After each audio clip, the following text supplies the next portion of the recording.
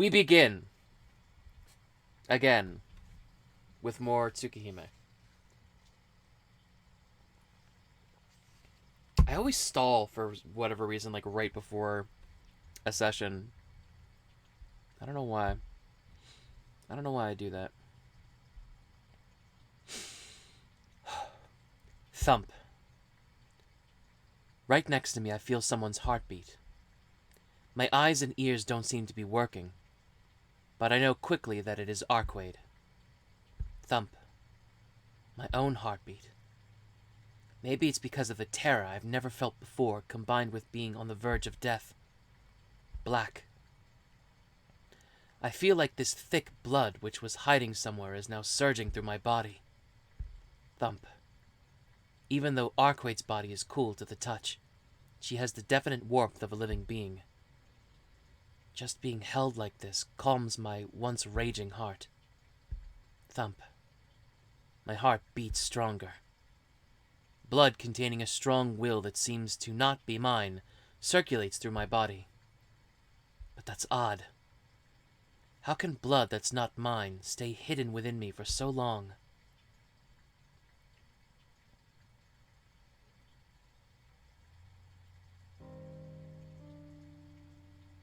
Investigators believe the cause of the Takara Yoichi's motorcycle accident was a malfunction in the brake pedal which occurred while he was descending a steep hill. Fortunately, no one was killed in the incident. A newscaster's voice flows from the speaker. That voice wakes me from my slumber. Where am I? A large room I don't recognize. This is... I take that back. I do recognize this place. I've been in this room once before. It's Arcueid's room. I'm lying in bed, covered by sheets. It's about past noon. Arcueid doesn't seem to be anywhere in the room, and uninteresting news fills the air. Where did Arcueid go? And I sense someone's presence in the kitchen. In the kitchen? I get out of bed. Curious, I check my stomach for wounds, but it's perfectly healed. I touch it timidly. If I scratch it, I feel the scratch.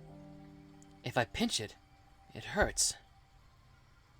It looks like that black, blubbery thing has really become a part of my body. Well, for now, I can't comment much on it. More importantly, I have to ask Arcueid about what happened in the hotel. Hey, Next on the news, a massive number of people went missing in the early morning hours at a hotel in southern Minamiyashirogi City. There we go. Jesus Christ. I stop dead in my tracks. My eyes become glued to the newscaster on the television set. 103 people staying at the hotel are still unaccounted for. Furthermore, bloodstains can be seen within the hotel, and the police are beginning to suspect that they were involved in some type of crime. What are you saying? Bloodstains? It wasn't something that small and cute.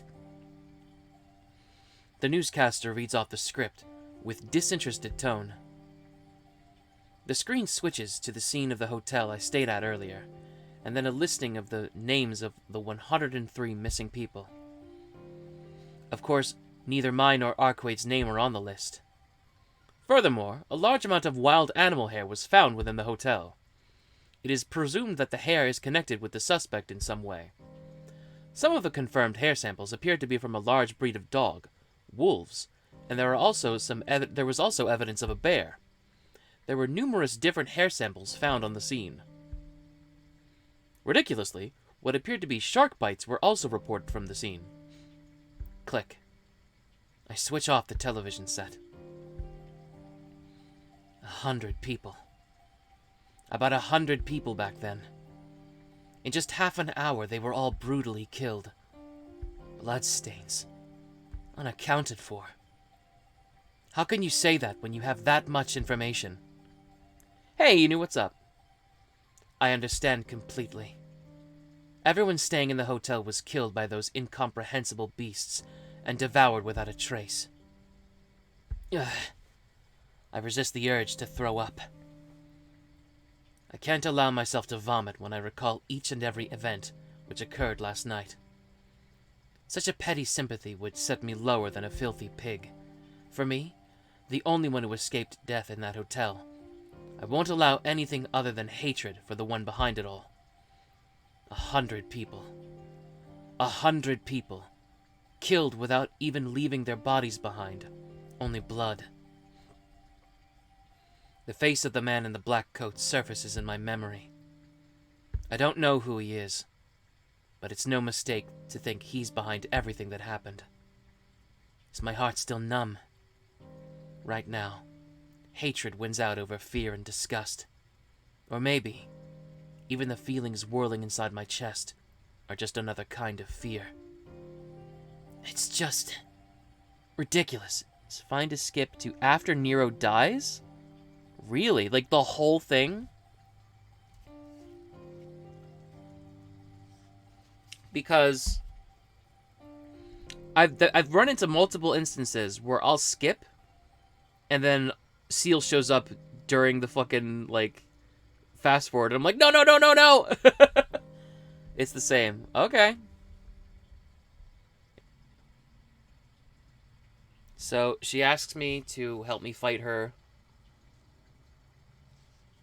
Help her fight Nervinsker. Last time I said this and thought it was like a big Gar moment, and then it kind of wasn't.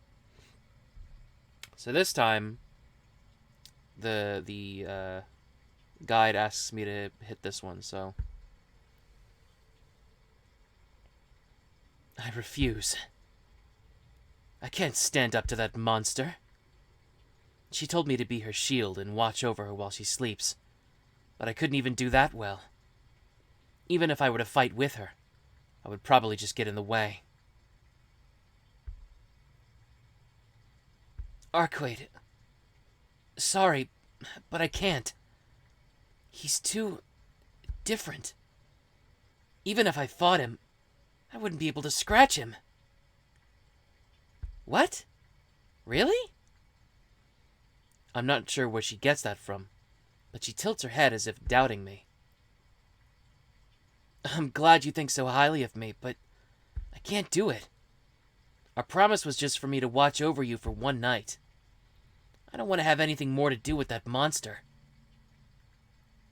It may be too late. Nervinsker met you. Even if you were no longer with me, I don't think he would leave you alone. She speaks lightly, as if discussing some third party. I blurt out, and then I understand. That vampire Nervinsker is the one killing people in this town. There's no reason for him to leave me alone once I saw his face. But I'm faster than Nervinsker. He cannot move during the day, and you're right in front of me, so it's overwhelmingly in my favor. What do you mean? Oh, nothing. I was just thinking if you're gonna run away, I would just kill you here. Arcueid smiles as she jokes around, but she also seems serious. Her smile doesn't fade. She really seems intent on coercing me. You devil. I'm trapped. If I'm going to be attacked either way, then there's no other choice but to help Arcueid. I look up at the ceiling and take a deep breath. Fortunately, that prepares me just a bit for what's to come. Oh, hey, Toms, what's up? Okay, I'm ready. Come to think of it, there was no running away from the time I met you. Coming this far, I guess I have no choice but to go all the way.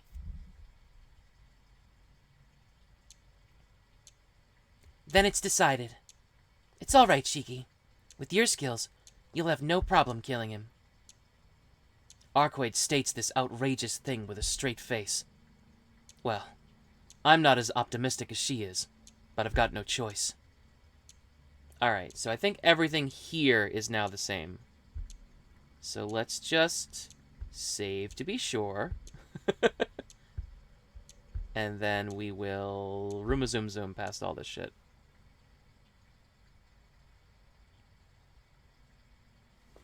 Okay. So we still dash towards him. We still dash towards him.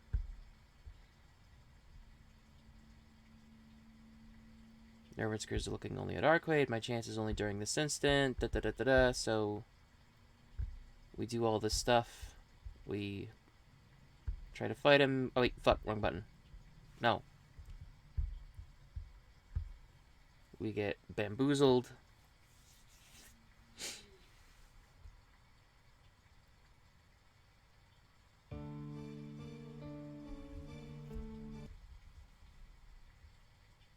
All this shit happens. I think we picked this one before, but it says to pick this one now. I will bear it for now. Even if I recklessly attacked Nervinsker, these beasts would get in the way.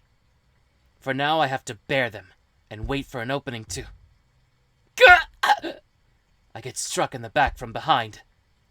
Did one of the black dogs just ram me with its head? Anyhow, my spine creaks, and I can't breathe. Both of my thighs are punctured by canine teeth. I pierce their foreheads audibly with my knife. The two dogs dissolve like mud, leaving only burning pain behind my legs.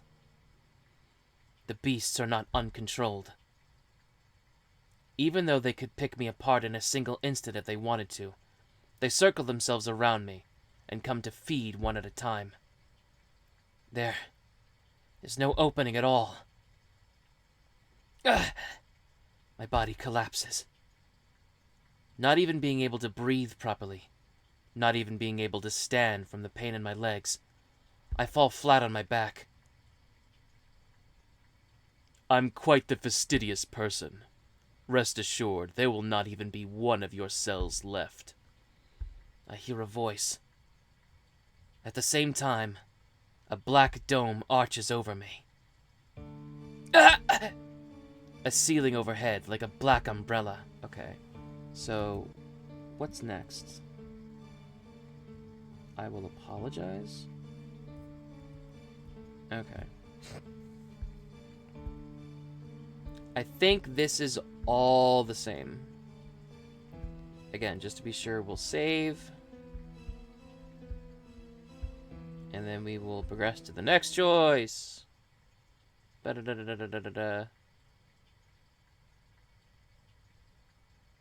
we beat the shit out of Nervinsker. And then, like, Shiki's like, knife to meet you, and then he beats... Wait! Wait!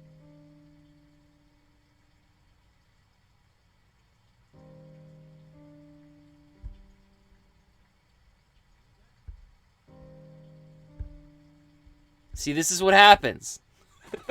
This is what happens.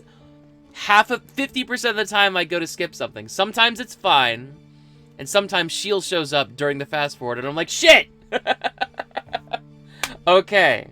So something different does happen. So you're proactively... I have to now! They got me! They got my ass. Okay. Rip. My skin is being ripped. Die. Rip. My flesh is being eaten. Die. Grit. My bones are being scraped. The only thing... There was one dog surviving and attacking Shiki and Seal saving him at the end, which makes Shiki curious. That's fine. My mind can no longer think of anything. Only to frantically use my arms to protect my face. My right hand tightens, keeping a firm grip on my knife. Die. I'm being eaten. Strange. Being attacked by this many beasts. They should be able to eat me completely in just 1 minute. Yet they take their time. Maybe we can skip some of this. Because if I click, right, it stops, right? Okay. So, this back opens wide. So we know there gets to a point where all of Nervoursker's attention goes to Shiki when he, goes sicko mode. And then he frees Arcueid, incidentally. And then they fight again. And then Shiki bodies him. Oh yeah, I forgot! Nervousker summons the giant enemy crab. And then Shiki beats him.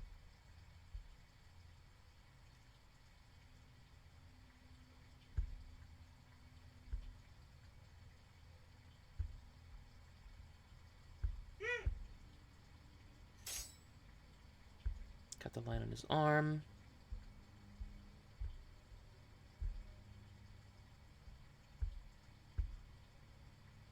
Oh, there's the Joey Wheeler pose.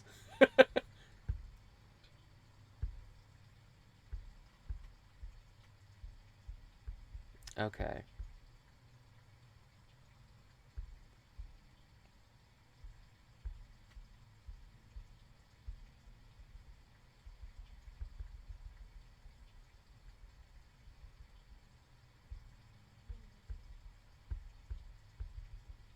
Alright, here's his thoughts somehow.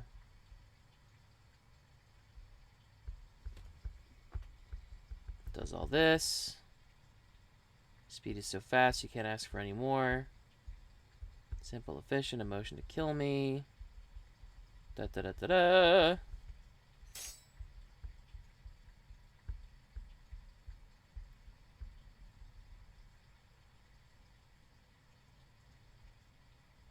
Okay. I'm exhausted. I collapse onto the ground. I fall on my rear and try to keep my body up with my hands. My right hand finally lets go of my knife. Cold. I'm cold. The pain is numbed. It feels almost comfortable. My body is ripped with canine bite marks and beak marks. Well, there's no mistake that I'll probably die like this. Shiki! Arcueid's voice. Run! You're getting targeted!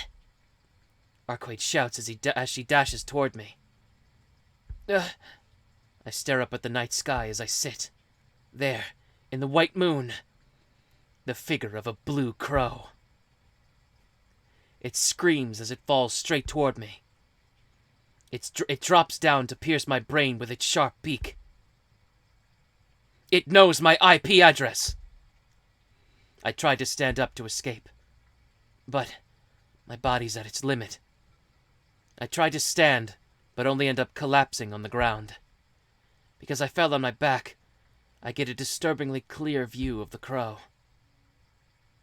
It dives just like a bullet towards my face, and with the sound of sliced flesh, it dies right before my eyes.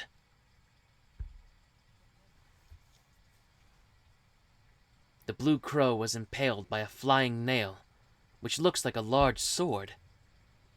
It had to have come from somewhere above. I look up at the night sky. There is the white moon. And there's someone dressed in black. Someone dressed in black priest-like garments. The figure stands on a streetlight and stares down at me. Despite being just almost killed, I vacantly think those high-laced boots are really cool. They are pretty cool. The figure doesn't say anything. The emotionless eyes resemble the sharp moonlight. The figure really resembles Senpai. My mind swims. Ah! The crow's death cry. And I close my eyes quietly. I keep bleeding. In my groggy state, I can hear Arcueid and someone else arguing. I cannot leave it to you. I will heal him. A horribly hostile voice. Don't do anything you shouldn't. This is mine, so it doesn't concern you. Arcueid sounds the same too. She sounds the same, but I wish she wouldn't selfishly make me her object. Yes, this certainly doesn't concern me right now. However, I do not think you can heal such wounds. All you can do is watch him die. Or, do you intend on marking this young man as one of your subordinates, Arcueid Brunstad? Do you think I would do such a thing? I can hear more hostility in their voices. There's so much tension. I expect another fight to the death to start. Then please be quiet. With those wounds, he cannot last long. I really hate you. You should just disappear before I kill you. I really hate you as well. You do not need to tell me anything. I plan on leaving once the wounds are healed. You yourself should disappear before I kill you. I can't stand seeing you around. A conversation full of tension and hostility. My mind goes totally blank.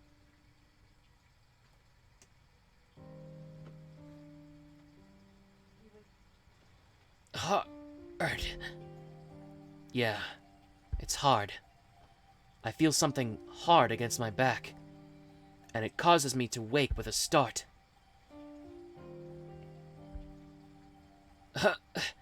Arcueid! I look around. I'm in the park, lying on a bench. I look at the park's clock. It's just past 1 in the morning. I guess it hasn't even been an hour since then. Arcueid looks at me wordlessly. Or maybe it's more like a glare. Arcueid? Arcueid doesn't respond. I don't know why, but she seems really angry. There. For now, I stand up. Oh, my wounds are healed. I was so bloody and cut up, but there isn't a single scar anywhere. There isn't any pain either, as if my fight with Nervinsker was all a dream. But that was no dream. Then, this must be... Arcueid, don't tell me you used another part of Nervinsker's body again. No, unfortunately not. It would have been a quick fix, and you would have gotten stronger with it too. But since you killed Nervinsker completely, we can no longer use his body. Really? I guess you healed me in another way then. Wow, I really am back to normal. I don't feel pain or dizziness. Just how in the world did you do it, Arcueid? I don't know. I wasn't the one who healed you. She exclaims and looks away, displeased. It seems that's the reason. But if she wasn't the one to heal me, then just who did? There was another person. Someone who helped me. That woman in black garments, who resembled Senpai far too much. Arcueid, where is that person from before? Still looking displeased, she looks away and ignores me. Hey, Arcueid! I'm asking you what happened to that person from before. I don't know. I didn't see anyone. She turns away and pretends not to know anything. Hey! You just said you weren't the one who helped me. If it wasn't you, then who else could have done it? Enough already! I said I don't know, so I don't know! Oh. It seems she's taking it out on me. In the first place, why are you so interested in that person? It doesn't have anything to do with you, right? There is something. It was dark. I couldn't really tell, but that person looked like someone I know. It's just a coincidence. Just forget about that person. If you talk about it again in front of me, I'll really get mad. Ending quickly, she looks away. Why are you so angry? I should be the one getting angry. I just want to know who that person from before was, that's all. Fine, I got it. I won't ask any more. Besides, our partnership ends here anyway.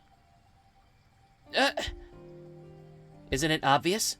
We defeated the vampire who did as he pleased in this town, so my responsibility's gone now.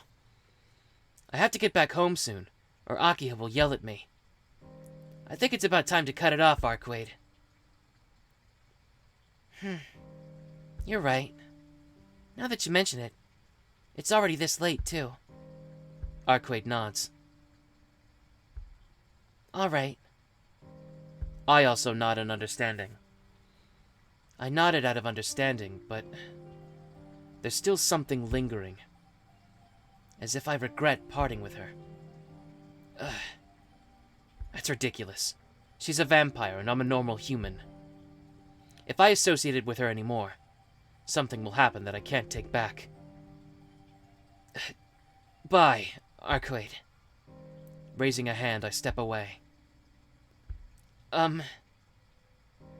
There were a lot of horrible things that happened, but it was pretty fun, too. So, take care of yourself. Yeah. It is late, and you have to get back home. Good night. Till next time, Shiki. I think she just said something odd. I try to say this is the last time, idiot, but I stop myself. Well, there are a lot of problems, but she's quite an interesting person. I speak as if trying to convince myself, but it's the truth. So, even if it's just once in a while, I feel like if by some chance we got to meet again, it wouldn't be a bad thing.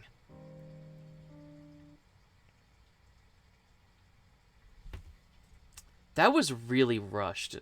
That was super rushed. They did this whole build up with having killed somebody and her coming back and all this stuff, and it works very well in the Arcueid route, but because we kind of have to get that shit out of the way to get back to Seal, Shiki's just like, whatever, fuck off, and Arcueid's like, sorry, and the whole fucking guilt-ridden fucking I killed somebody is just like,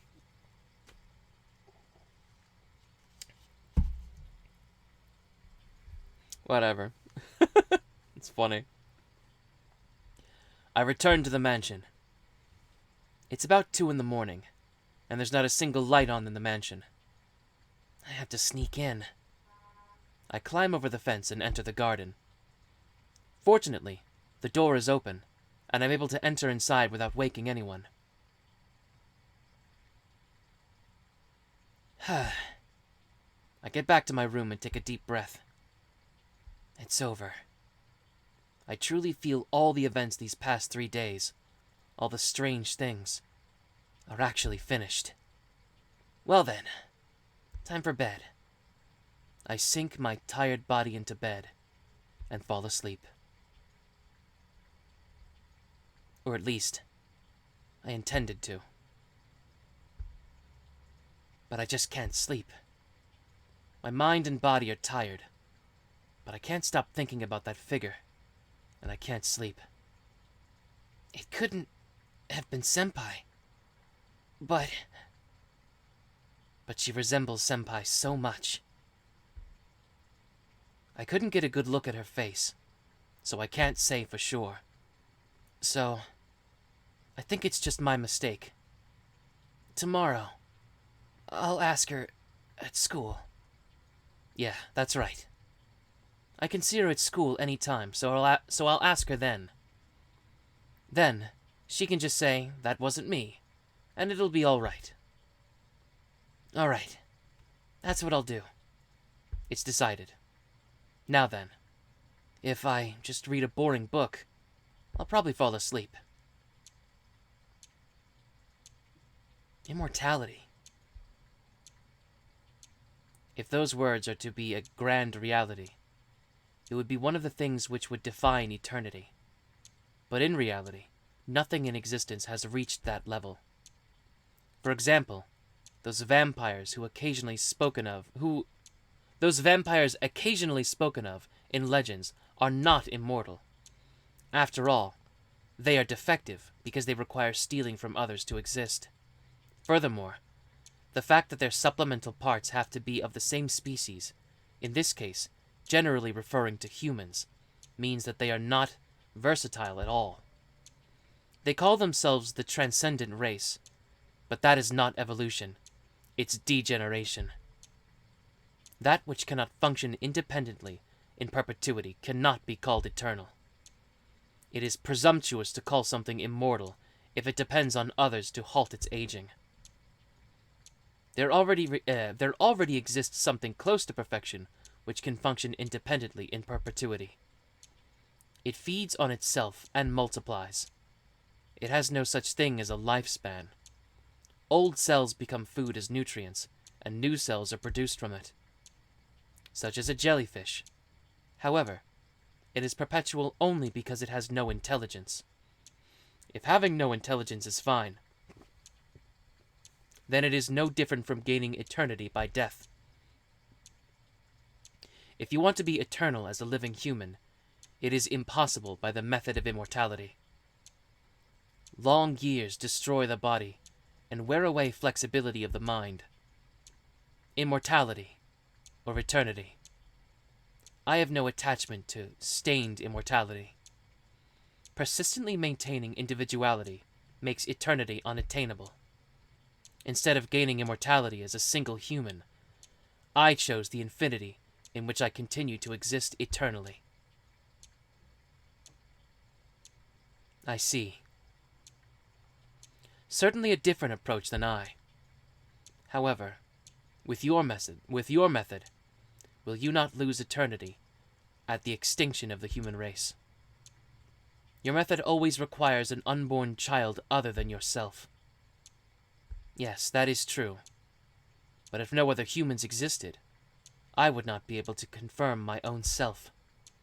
So, if humans become extinct, then continuing to live would be worthless. At that point, my immortality would end. Do you know who's speaking right now?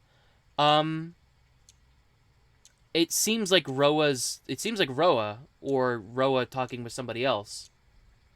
But he said he was reading a book, so I thought it was like him reading like a diary or something that like I don't know. I do not understand your theory. That is far from the thesis of eternity, serpent. No, it is eternity. When a time comes to perish, everything should perish. If observers cease to exist, then that means everything is unchanging. The eternity I embody is temporary until that time occurs. I cannot turn everything into nothingness. Therefore, I will continue living until it happens. Yeah, that's what I figured that they would do. The routes, I mean. Although I have found yet another amusement. Is that why you called me? Yes. I will show you a mystic method which allows you to slightly shape what is inside of you. There is someone I wish for you to catch using this achievement from the Age of the Gods. Chaos. Ooh. Really?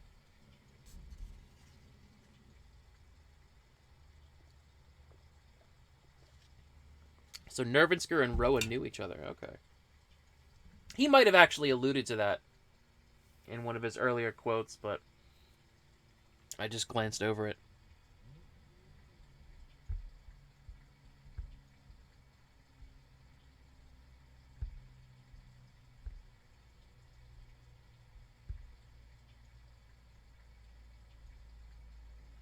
I feel the morning sunlight.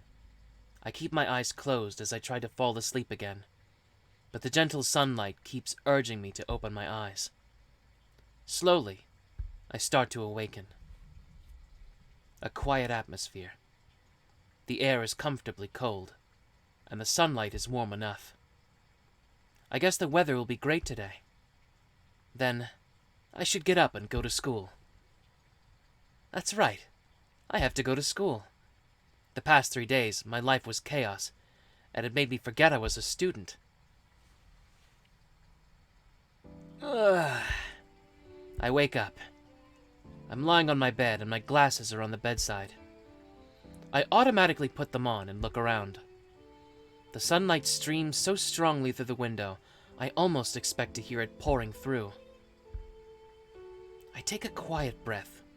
I fill my lungs with fresh air, and it feels like my chest is purified. I hear the clock ticking.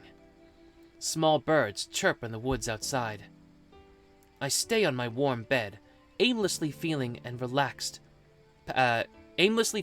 relaxed passage of time. This is, of course, another peaceful day. But I feel a bit unsatisfied. Although I'm back in this calm morning, I feel there is something that seems out of place. Even though I killed that vampire with the black coat and everything is back to the way it was, I'm feeling that something is missing.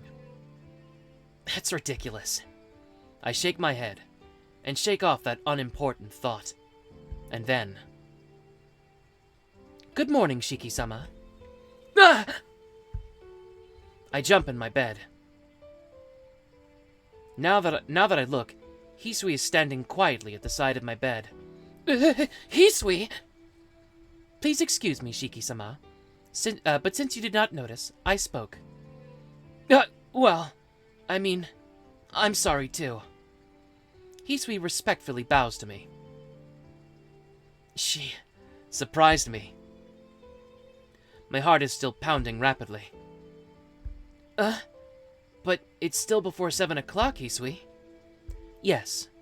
It is a bit earlier than your usual waking time, Shiki-sama. Well, yes. Then why are you here, Hisui? I came to wake you up. Akiha-sama wants to know what you've been doing these last 2 days, so she wanted me to bring you, no matter what. I forgot. Come to think of it, I skipped school last Saturday, and was with Arcueid through all of Sunday. What's more, I came back late last night and snuck in like a burglar, and then went to sleep. Don't tell me, Akiha's angry? I do not know. Please confirm for yourself, Shiki-sama.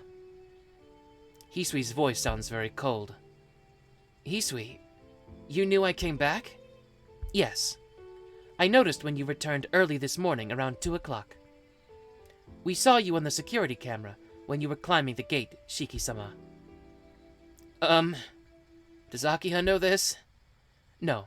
Only Nei-san and I know this. That's good. Anyway, I think I avoided the worst possible situation. However, it's still pretty bad.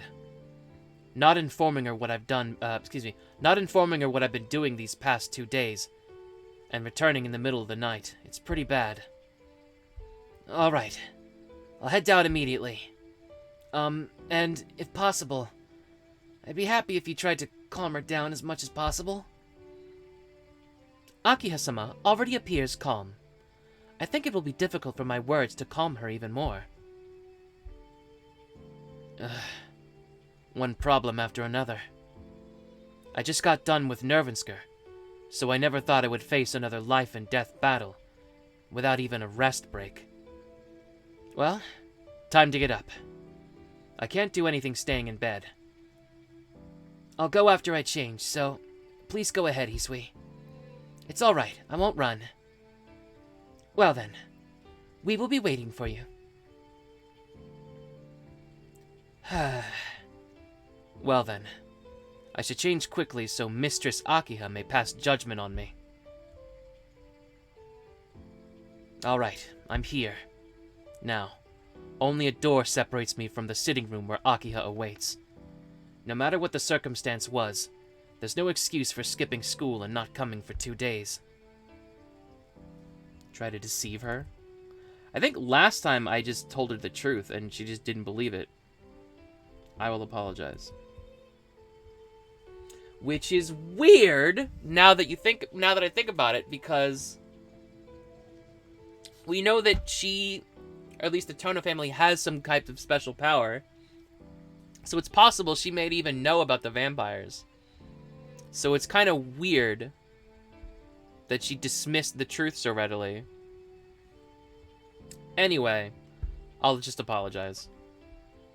That's right. I think that's the best choice. I don't think Akiha will understand about non-humans like Arcueid and Nervensker, and since I can't tell the truth, I should at least sincerely apologize. Alright, let's go. Taking a deep breath, I open the sitting room door. In the sitting room, Akiha is on the sofa and Hisui is standing by the wall.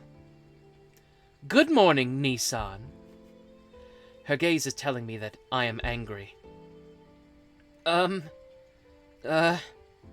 morning, Akiha. Let's dispense with the greetings. Please sit there. I wish to speak with you, Nissan. Her words are so forceful I can't say no. I solemnly and calmly sit down on the sofa across from her. Nissan, this is very abrupt, but may I ask you about these past 2 days?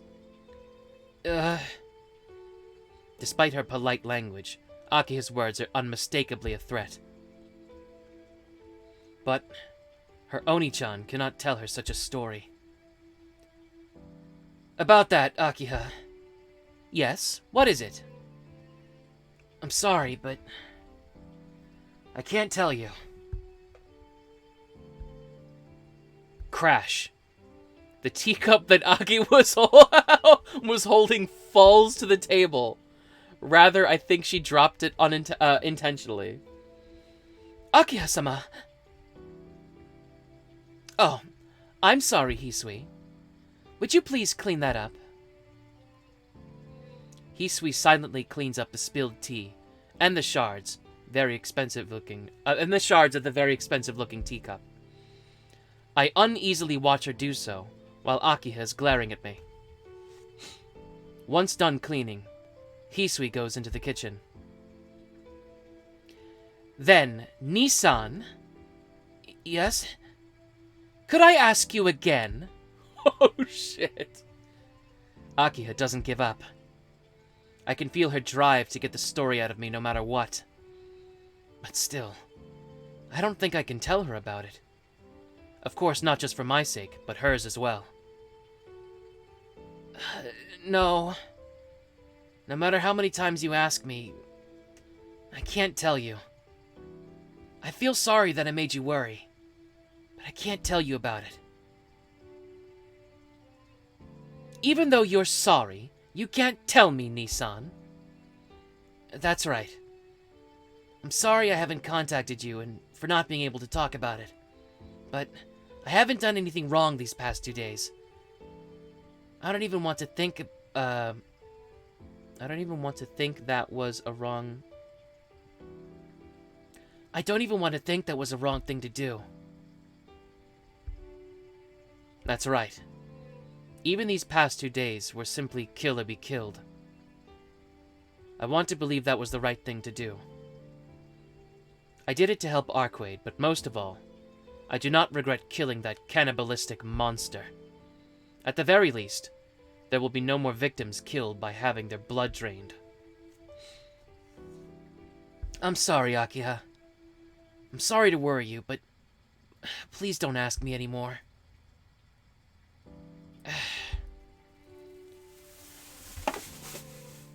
God damn it. Bunch of shit fell over. Hopefully that didn't fuck up the stream. Akiha looks at me in the eye. For a while she stays... I should actually make sure my camera isn't frozen. Oh, yeah, it looks frozen, actually. Fuck.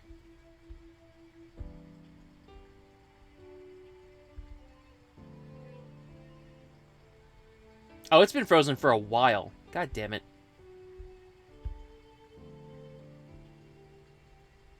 Okay. Anyway. For a while, she stays like that. I understand. After thinking about it, you must have your reasons, so I won't press you on this anymore, Nissan. I'm sorry. Thanks for understanding.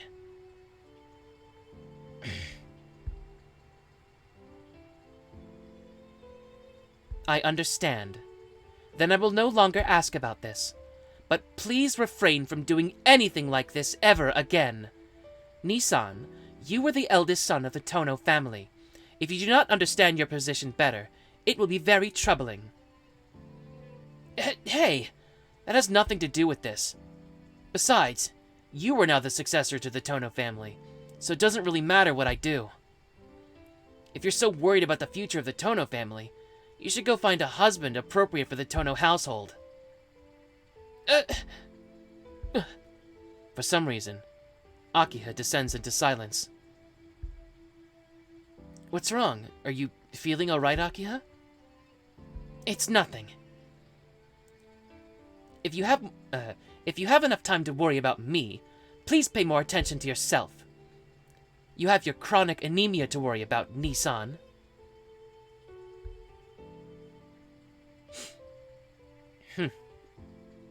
Well, it's true that I frequently collapse from anemia. Anyway, please do not leave the mansion by yourself often. Even without that, the city is dangerous recently. Someone like you who meanders about in a daze is just asking to be attacked by that serial killer. Serial killer? Oh, those serial killings. Those serial killings where 9 victims have been found. Their bodies were all drained of blood, so they call it the modern-day vampire, but... Oh, that's okay. Those incidents, they won't happen ever again. Huh? It means the vampire isn't around anymore. That killer is caught already. Is that so? Nissan, how do you know about that? Well, I just happened to see it, but for sure, such things will not happen again. Yeah, at least there won't be any more people killed by Nervensker. These past 2 days spent with Arcueid, so many things happened, I really can't say just what is right and what is wrong. But the simple truth remains. I can say it was all for the best. Nissan? What happened? You suddenly seem very happy. Akiha looks strangely at my face. It's nothing. I just feel that it's finally over. A smile unconsciously creeps over my lips as I answer. Okay, I think this is all the same for now as last time.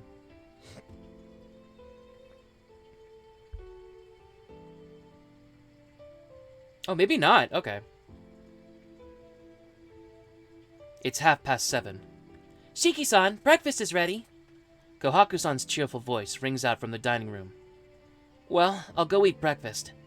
Isn't it almost time, Akiha? Don't mind me and go ahead. Yes, I know, Nissan. Maybe it's because of our conversation, but Akiha's in a good mood. Rising from my seat, I head to the dining room.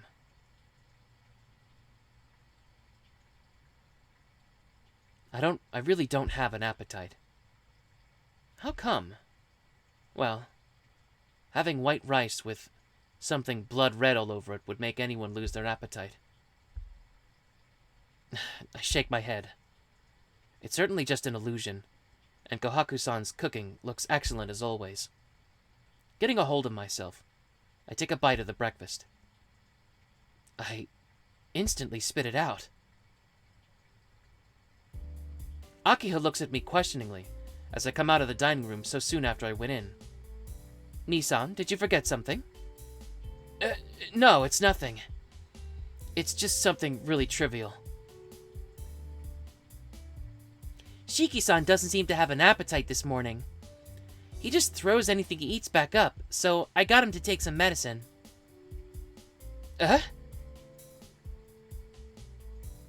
She said medicine, but it's really just some vitamins. I had a bad dream last night. I should settle down in a bit, so I'll eat at school. I didn't say this to Kohaku-san, but to Akiha's eyes telling me... excuse me. I didn't say this to Kohaku-san, but to Akiha's eyes... Oh, I see. I didn't say this to Kohaku-san, but to Akiha's eyes telling me she wants to say something. Okay.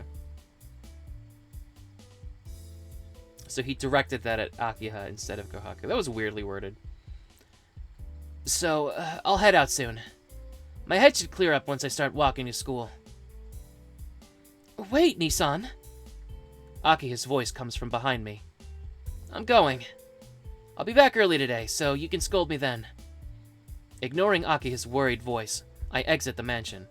Aww. Is Akiha the best girl? I don't know. I only ever get to see small snippets of her, but she's so animated.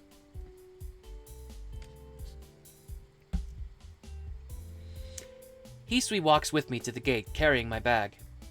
Well, I'll be going. Thanks for seeing me off, Hisui. Hisui wordlessly hands me my bag. Shiki-sama, around what time will you be returning? You don't trust me either? It's okay. I'll definitely be back in the afternoon. I understand.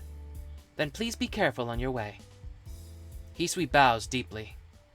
Feeling a bit embarrassed about it, I leave the mansion's gate. At the intersection, there are only the figures of my fellow students. No young woman sitting on the guardrail like that one time. Well, of course. I probably won't ever see her again. First of all, her goal was to execute the vampire, and with Nervensker gone, there's no real reason for her to stay around here any longer. Arcueid is best girl in my opinion, but all the girls are amazing. That's a fair point. The Arcueid route made a pretty strong case for why Arcueid is best girl, but I don't know, man. I see so little of Akiha, but every time she's on screen, she's fucking hilarious. Just a little bit in my chest. Things like regret and lingering affection. It's true that she only brought me trouble, but even still, it was fun being with her. I think there must be something wrong with me. Even though I was in such danger the whole time, there's still a part of me that unconsciously tries to remember her. It's almost like I'm in love with her. Even though I would never want to be exposed to that kind of danger again. Because I skipped breakfast, I arrive at the front gate 10 minutes before it closes. Everyone who doesn't have club activities before school arrives at this time. The only clubs that meet in the morning are the sports clubs. So naturally, the entrance gets crowded with students. By the gate, I see a familiar figure. Not even knowing what I plan on doing, I chase after her. Ah, good morning, Tohno-kun. It's strange to meet you out here. Yeah, I saw you from behind, so I ran after you. There was something I wanted to ask. I sneak a look at her face. Yes, what is it? She faces me with her usual gentle smile. That must have been someone else, or ask about last night. I mean, I'm gonna ask about last night, but let's just check to make sure. Yeah, okay. Tunes are an easy sell. Yeah, I guess that's fair.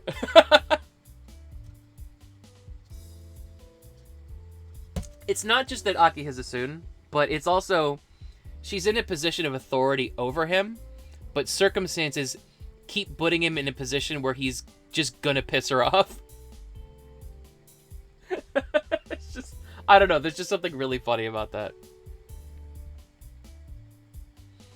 Alright, ask about last night. It begins.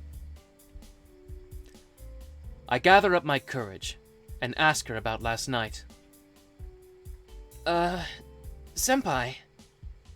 Last night, Were you in the park? I thought I saw you wearing something like a black coat, with your skirt flowing in the wind. What is that? Well, yeah, the high-laced boots suited you. I was kind of fascinated. You looked really cool. Huh? Senpai tilts her head. She frowns like she doesn't understand my words completely, and then denies it. I don't quite understand, but you're saying I was near your house 2 nights ago? Looking like that? Wait. This isn't the... This can't be... This must be just recycled. Okay. So that bad ending from the previous route recycles this part, I guess. Because there's no fucking way I'm gonna go into school, have an anemia attack, Kohaku comes to pick me up and takes me to the 2nd floor, and then I get killed by Roa. I would be so fucking mad if that fucking shit happens again. God damn it.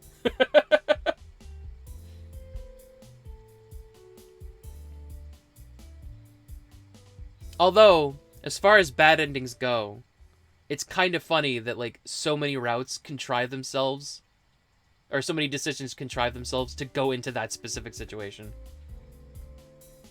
Anyway. Yeah, Senpai, that was you, right? No way! Tohno-kun, are you saying I look like I really have that much free time? Senpai's really angry. She can't be playing ignorant or lying. No, that's not it. But I just saw someone that looked like you in the park last night, so... Senpai gives a sigh. Tohno-kun, that wasn't me. I don't have that kind of hobby. Yeah, I know. I just wanted to ask. Certainly after having her say that, she's right.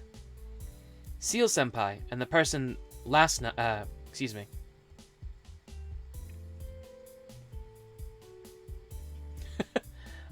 Seal Senpai and the person that night aren't related at all. In the first place, Senpai is just a normal person, and if she was actually there, she had to have seen me kill that vampire with my knife. If she saw such a gruesome scene, there'd be no way she could talk with me normally like this. Sorry, please just forget about it. I guess it was just someone else. That's fine, but did that person really look like me? That weird person? Well, I'm not too sure. It was dark and far away. Huh? Yeah, it was far and I couldn't make out her face. So why did I think it looked like Senpai?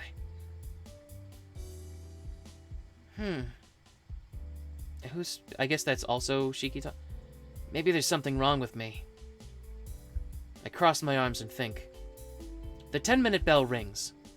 Uh-oh, we'll be late. Well, bye, Senpai. See you later. Yes, I'll come see you during lunchtime. I fly into my classroom. It's still 5 minutes before class, so it's very noisy out. It's very noisy inside. Phew. I take a breath and head to my seat. With this much time left, I didn't even need to run at all. Yo, Duke of Delinquency!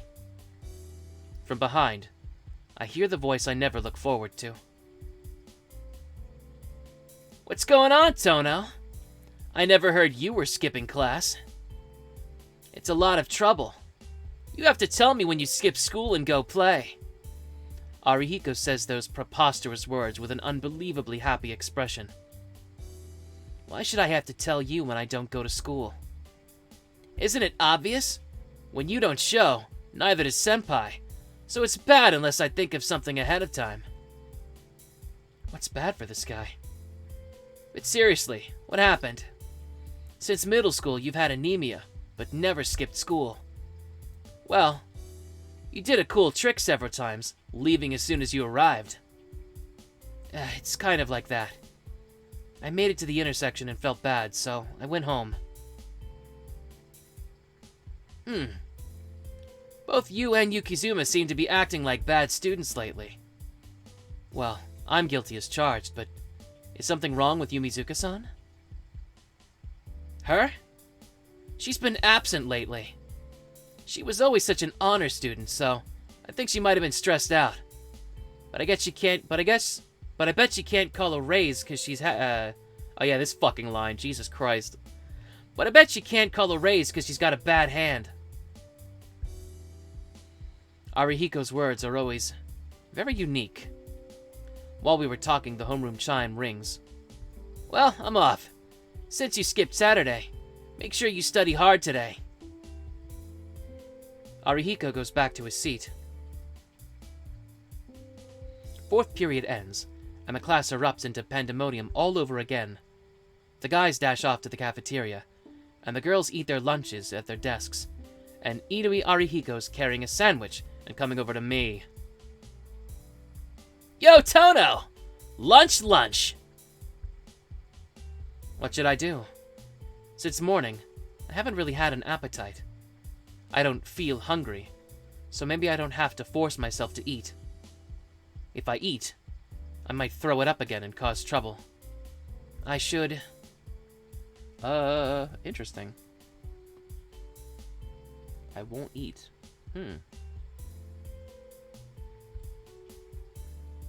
Just a second.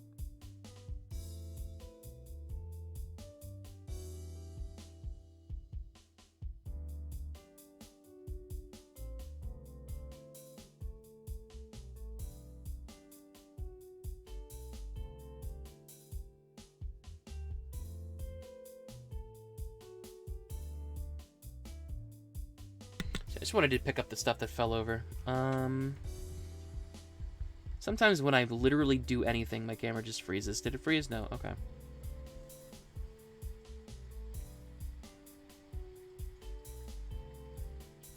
Oh, I missed something from a new thing. Okay. Anyway. All right, I won't eat. I won't. Skipping 2 meals won't kill me. I'll pass. Do what you want. Seeing a vision of food with something red on it isn't something I want to do again. To be honest, I'm already feeling bad looking at Arihiko's sandwich, because there are many bright red tomatoes on it. What's this? You're becoming more and more unhealthy. Is your new lifestyle not suiting you that much? That might be it. They complain about me being late when I wake up at 7 o'clock and curfew's at 8 o'clock. If I spend the night somewhere without asking, they interrogate me afterwards. It's like a prison, right? Isn't that all right? It's a proper life. Early to bed and early to rise, right? You won't be able to grow up to be a good guy if you burn out when you're young. I agree. But you seem to lend the argument more strength than anyone else can. As the ultimate counterexample, that is. Oh yeah? You're pretty honest today. All right. I'll split the sandwich with you. I said I don't want to eat. Don't worry about me and eat. Lunch will end soon. Okay, down the hatch. Arihiko holds his sandwich with both hands and begins to eat. And then... Hello, everyone. Senpai comes in with something that looks like a boxed lunch. Oh? Senpai, I thought you always ate in the cafeteria. No, I don't have a set lunch routine. It just depends on what mood I'm in. Senpai takes out a boxed lunch wrapped up in a cute handkerchief. But it seems just a little too big for a girl. You mean you managed to get up early and make lunch this morning? Yes, that's it. I managed to wake up before 7 this morning and... Wait a minute. What are you making me say, Tohno-kun? No. No, that's not what I meant, but... Senpai, you're not a morning person. Huh? Yes, I'm not good at waking up early. Senpai suddenly looks like a student being scolded by a teacher. My family owned a bakery, so we'd get up very early in the morning. But I'm terrible in the morning. My father would always get angry when I was a kid. What? A bakery? Me and Arihiko look at each other. He must be imagining the same thing that I am. Seal Senpai kneading dough with those white fingers of hers and baking it. My daily battle with father lasted 10 years, but in the end, he gave up and told me working 2 people's worth is better than trying to train me. Since then, I can wake up when I want to. Seal Senpai sticks out her well-developed chest. Okay, relax. Jesus Christ. Come on, dude. That's not even Tohno, that's just Nasu. Oh, is that so? I'm a little surprised. You seem so reliable. Yes, I always try hard not to make any mistakes in front of you. But really, I'm more of a clumsy person. Yeah. Maybe she seems a bit clumsy. Come to think of it, I really started to get close to Senpai when I saw her, an upperclassman, all alone in the courtyard fixing those splints, and helped her out. A really clumsy person would never do something that wouldn't benefit them the least bit. I see, but I like people that are clumsy. I can relax better with them. Yep, Arihiko agrees next to me. So, since you're not a morning person, you usually eat in the cafeteria? Yes, although I usually eat in the cafeteria, there are times when I make lunch. Aren't you 2 part of the cafeteria group? Cafeteria group? Nah, it depends on what we're in the mood in, what mood? Oh, it depends on what mood we're in, too. When we were freshmen, my sister made me something, but Tohno here would always eat in the cafeteria or buy bread, so I end up doing what he does. I see. So, Tohno-kun is a person of many moods. Yeah. Being with him will just drain you out, so be careful, senpai.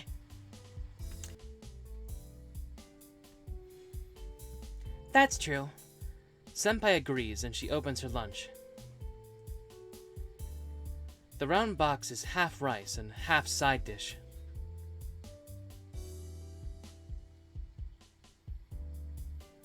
It's pretty much a normal lunch, but it seems a little large. Then I'll start eating. Is it okay if I use this person's chair? A person who isn't here has their chair up for grabs. I'm sure Takeda-kun would love for you to have his seat, senpai. Takeda-kun is the guy who sits next to me. He's pretty plump, but a good guy. That's fucking rude, Jesus. Sometimes he borrows money with a grace period, which lasts about until the end of eternity. Senpai doesn't put her lunch on my desk, but puts it in her lap. Next to her, Arihiko starts opening his second pack of bread while still standing up. Next to these two, I stare aimlessly out the window. Huh? Tohno-kun, are you not eating? No. I thought I'd skip today. Not eating? Won't that make you hungry? No, not really. I'm not hungry, and skipping lunch doesn't affect me that much. Wow, that's amazing. If I skip a single meal, I can't function.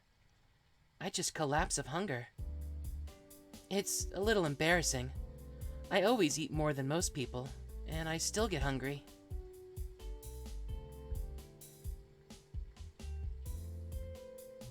Not at all. Senpai, you've developed a lot more than other women. I'm sure you have to eat a lot to maintain your... Jesus Christ, that large chest of yours. Yeah, Arihiko speaks the truth. Okay. Alright then. To tell the truth, we both want her to eat more and grow more. Is Senpai embarrassed or shy? She makes a face I don't quite understand. Yeah, me neither. Well, I'm sure she's probably happy. But, Tohno-kun, will you really be alright if you skip lunch? I'll be fine. Skipping meals during the day isn't that rare. I only didn't eat breakfast, so I'll probably be fine until evening. What? Tohno-kun, your body will break down with that kind of lifestyle. It won't break. It's more of a mental restriction. Well, thanks to an accident long ago. My doctor told me it wasn't good to gain weight, so it's better for me to skip meals once in a while. That's actually not true. I saw this fucking Twitter shit months ago of some fucking VTuber guy who was saying, like, sometimes if you want to lose weight, you have to not eat. And it's like, no. It's not about not eating. It's about taking in less calories than you burn. You burn calories daily, but you should exercise more to burn more calories and just take in less calories. But that doesn't mean necessarily eating less. You can, like, eat celery. Like, if you're hungry... I think the thing that triggered me was, like, sometimes you just have to go to bed hungry. I'm like, no, that's not necessarily true. Like, there are ways that you can kind of circumvent hunger pangs. You don't have to fucking suffer to lose weight. That's just not true. Anyway, sorry. Huh.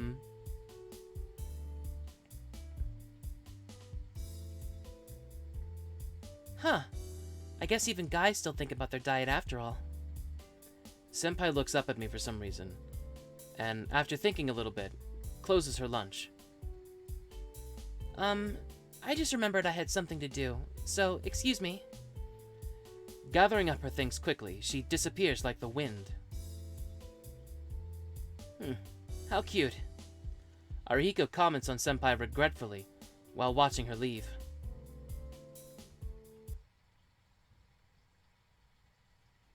After class, the room quickly fills with the gloom of dusk. The sun is sinking below the horizon. There's no one else in the classroom. I'm the only one who likes sitting here and doing nothing. The room is painted red. I don't like watching the sunset. It makes me think of blood, and reminds me of the events in the past few days. Still, I don't particularly feel like going back home. You said you would, though! Fuck. I stare blankly out at the window. Red. Red sunset.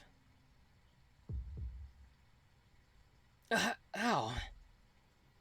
The old wound in my chest hurts. The color red. Something red. Such as human blood. Lots of blood. Sticky, with a strong smell. Gah! It hurts. My glasses are on, but my head hurts. Why? Throbbing pain. My head. Why? My head. Why? Why? I start to pant heavily. My breathing is ragged. I'm horribly getting worked up. I'm irritated. There's something I can't stand. And I can't calm down unless I take it out on something. Is it Tohno-kun?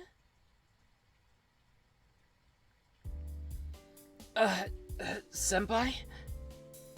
Senpai has a very serious look on her face as she enters the room. I just heard a sound like someone knocking over desks. Was that you, Tohno-kun? I turn around. Indeed, desks are strewn about and chairs overturned everywhere. Yeah, it seems so. I guess I got a little irritated for no reason. Did I really do this? Jeez, you can't do that. I don't know what happened, but you shouldn't take it out on things. Senpai starts to straighten out the desks and the chairs. I wordlessly do so too. Sorry. I don't quite know myself. Tohno-kun, you're acting weird. You were spaced out in the rain that time, and today you spaced out in the middle of all these jumbled desks. Yeah. I'm tired and it's making me act weird. I take a deep breath. Is it because I saw Senpai's face? That headache and the irritation I had before vanishes, like it was never there. Sorry. I've caused you trouble again. I'll head out now, so see you tomorrow. Oh, Tohno-kun, are you going back now? Yeah, I nod. As if nothing had just happened before, she gives me a hearty smile. What a coincidence. I was just thinking that I should go back too. Since it happens to work out, can I go back with you? No, I really appreciate the offer, but isn't your house in the opposite direction? We can't exactly walk back together. I know, so we'll be together until the gate. Well, in that case, my pleasure. Yes. I have to get my things, so please wait a minute. With light footsteps, Senpai runs out of the room. It really was only a minute until she came back. Thanks for waiting. Now then, let's go. She really is cheerful. How should I say this? Just seeing her drives away the clouded feelings I had earlier. Having such a great person ask me to come with her. I ought to be punished if I was still gloomy. Okay, let's go, but it's a pretty short trip to the front gate. That's right. We'll have to go as slow as possible to make it worth it. Senpai starts to walk. Following her, I leave the darkening classroom behind me.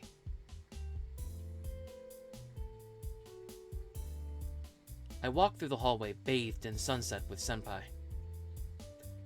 While talking about pointless things, we walk as slowly as possible. There's such a wonderful atmosphere here. Thinking back, I spent the night in Senpai's room. Back then, my mind was filled with the fact that I killed someone, and after that, I forgot about it when I was with Arcueid. If it wasn't for that one night, I don't think I would be here today as I am now. She doesn't bring it up, but I wonder what she thinks about that night. Did she feel like she was just lending a hand to a depressed lower-classman? Like picking up an abandoned puppy cast out in the rain? Senpai,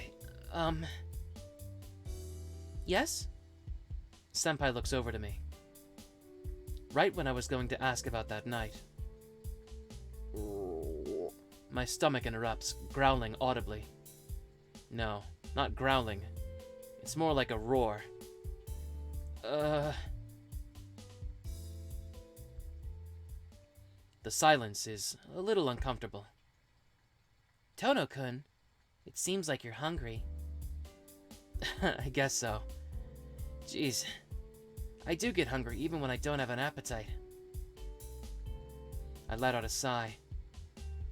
Looking at me, Senpai smiles. Of course. Being human means you have to eat to live. No doubt. Come to think of it, I'm really starving. I hadn't realized it, but skipping breakfast and lunch really did take quite a bit out of me. I don't think I can last until dinner. I should probably buy some bread on the way back. Tohno-kun, here. Senpai presents me a pouch of cloth she's holding. I think it's her lunch. It's partly eaten, but is that okay?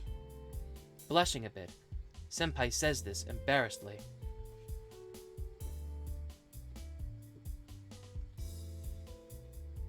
That's right. Senpai only ate half of her lunch today. Finishing someone else's half-eaten lunch is a little embarrassing.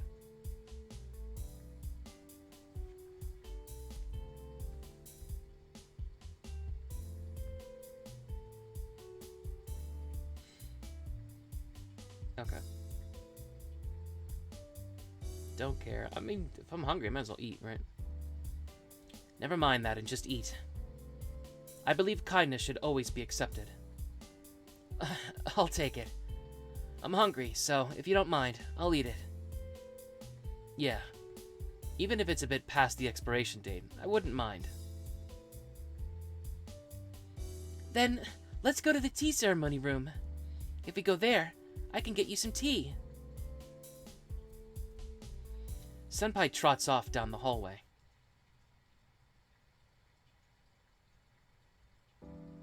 Thanks for the meal. I bring my hands together briefly and start to dig into Senpai's lunch. Munch, munch. Eat without restraint.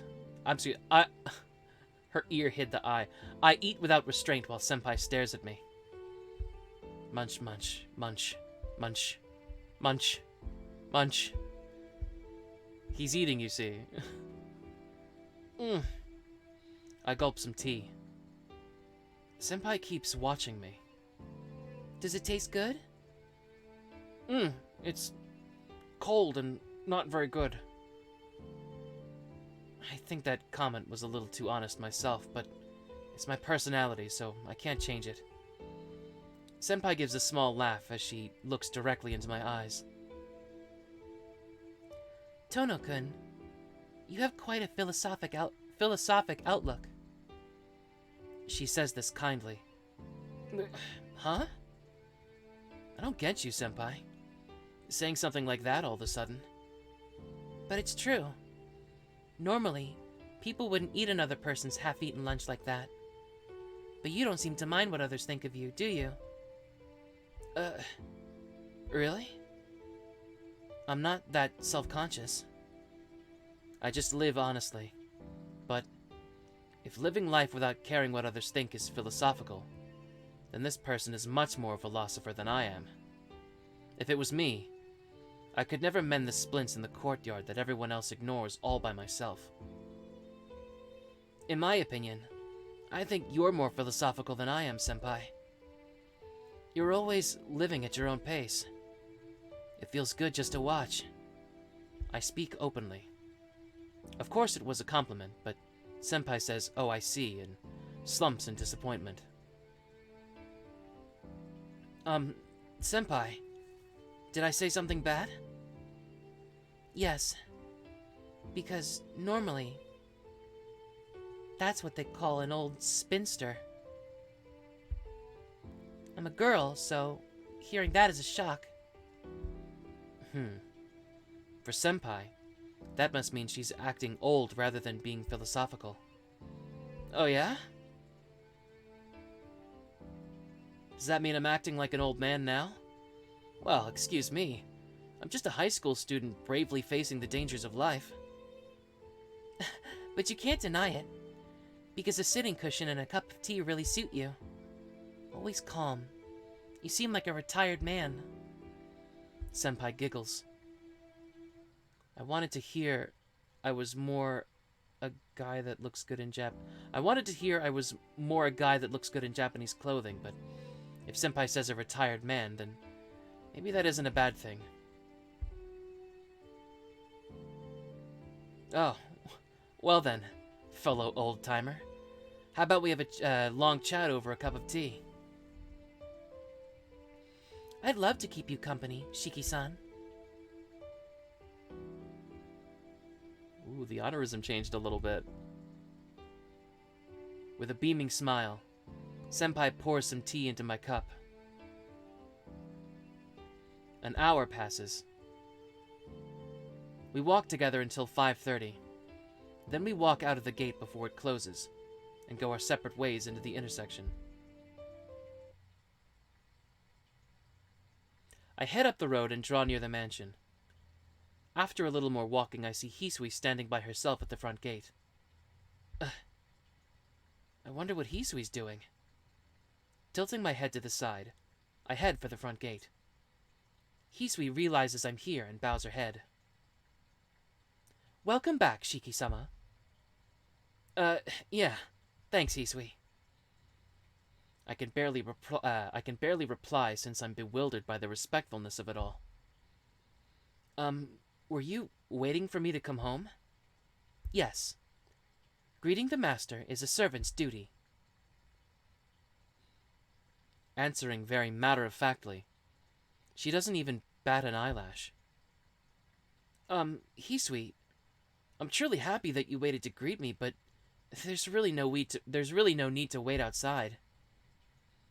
I'll come back on my own, so you can just greet me whenever you realize I'm back. Hisui's face clouds slightly.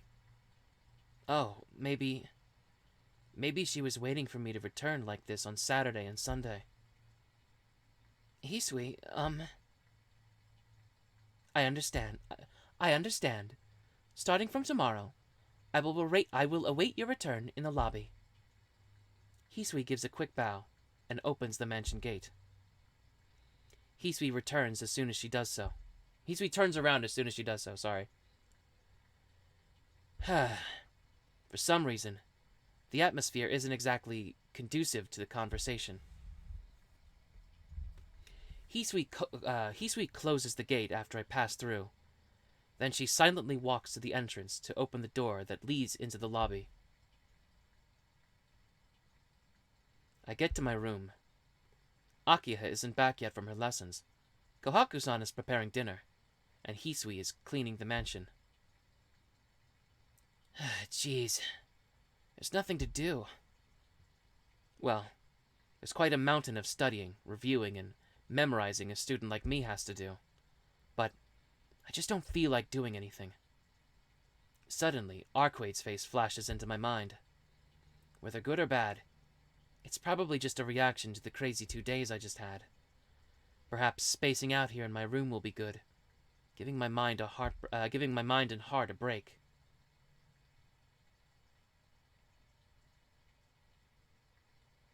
After eating dinner by myself in the large dining room, Kohaku-san treats my wounds, and I go back to my room. Treats my wounds? That, I think, is a mistake. I think that's like an error. Akiha didn't make it back in time for dinner. Her lesson was apparently going to last a while, so she was going to eat away from home. It's past 10 at night now. It's a bit too early, but since I'm exhausted, I should sleep early tonight.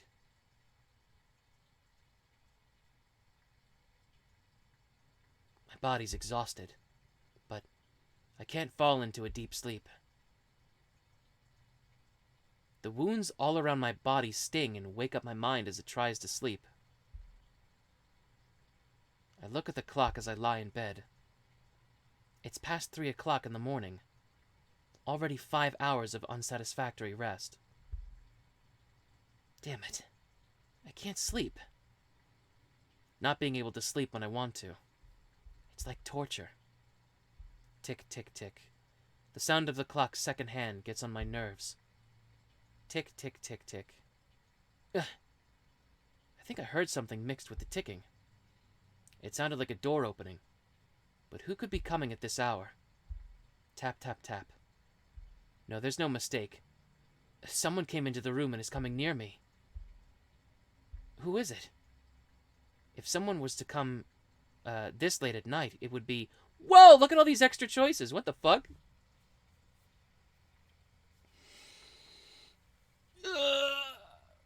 Okay. So, we're gonna full screen this shit.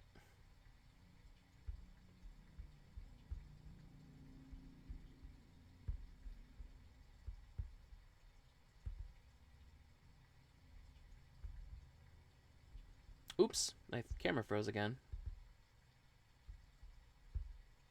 It's been doing that a lot today. It's kind of annoying.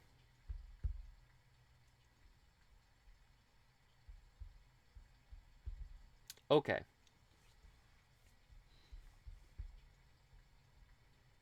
So I believe, if I'm not mistaken...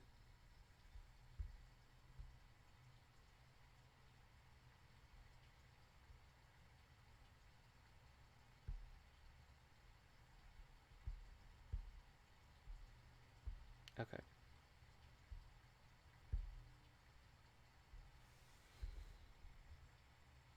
Seal Senpai, perhaps? That's dumb. It could never be Senpai. Good evening, Tohno-kun. I jump in bed. Senpai? Yes. I wanted to see you, so I came. Senpai says this with a smile, as if it was the most natural thing in the world. You came to see me? No way. But it's happening. In reality, I'm here right now. That's why I'm saying this isn't real. It's already this late. This is my room, too, so it's not a place where you can just come in. It's all possible. Because this is a dream. A dream? Huh? A dream, Senpai? Yes, this is a dream you're seeing. Let's think of it that way. Senpai smiles. Senpai is her usual self. But I feel there's something incredibly wrong with her. Okay, I mean, we all get the gist, right? There's a very good chance that they might recycle the Arcueid scene. Because obviously that was Arcueid again, with the fucking succubus shit.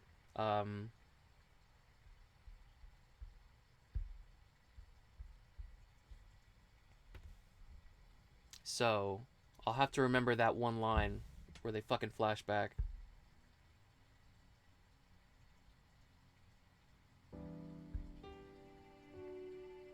Morning? I dazedly open my eyes. Sunshine pours in from the window, enveloping the room with a warm atmosphere. I stare down at my hands. They're a little sweaty. My body's drenched in sweat as well, as if last night was incredibly hot. What's more, I'm panting heavily. Alright, I need to calm down. First, I catch my breath, and then close my eyes. This is my room. It's before 7 in the morning. I'm the only one here, and of course Senpai is nowhere to be found. Just as she said, it was all a dream. Yeah, I know. I know it was a dream. Now that I'm calm, I know she would never do anything like that. Then that means what happened last night was not real. I let out a deep breath. All the same, I definitely still feel vestiges of her touch lingering on my body, like the sensation of her breast as she embraced me from behind in her underwear, and her dancing fingers on my, you know. God damn it. I know it was a dream, but it felt too real. It makes me think it was real. All the same, it has got to be a dream. I can't tell if that's something I should be happy about or disappointed. But it's still all my imagination anyway. But why? Why did I see that kind of dream? I know Senpai is my important friend, but does having a dream like that mean I see her as a woman too? Just thinking of it, the overly real memory of her skin rushes back. To make sure I'm not still dreaming, I hug myself. Yeah, this is definitely real.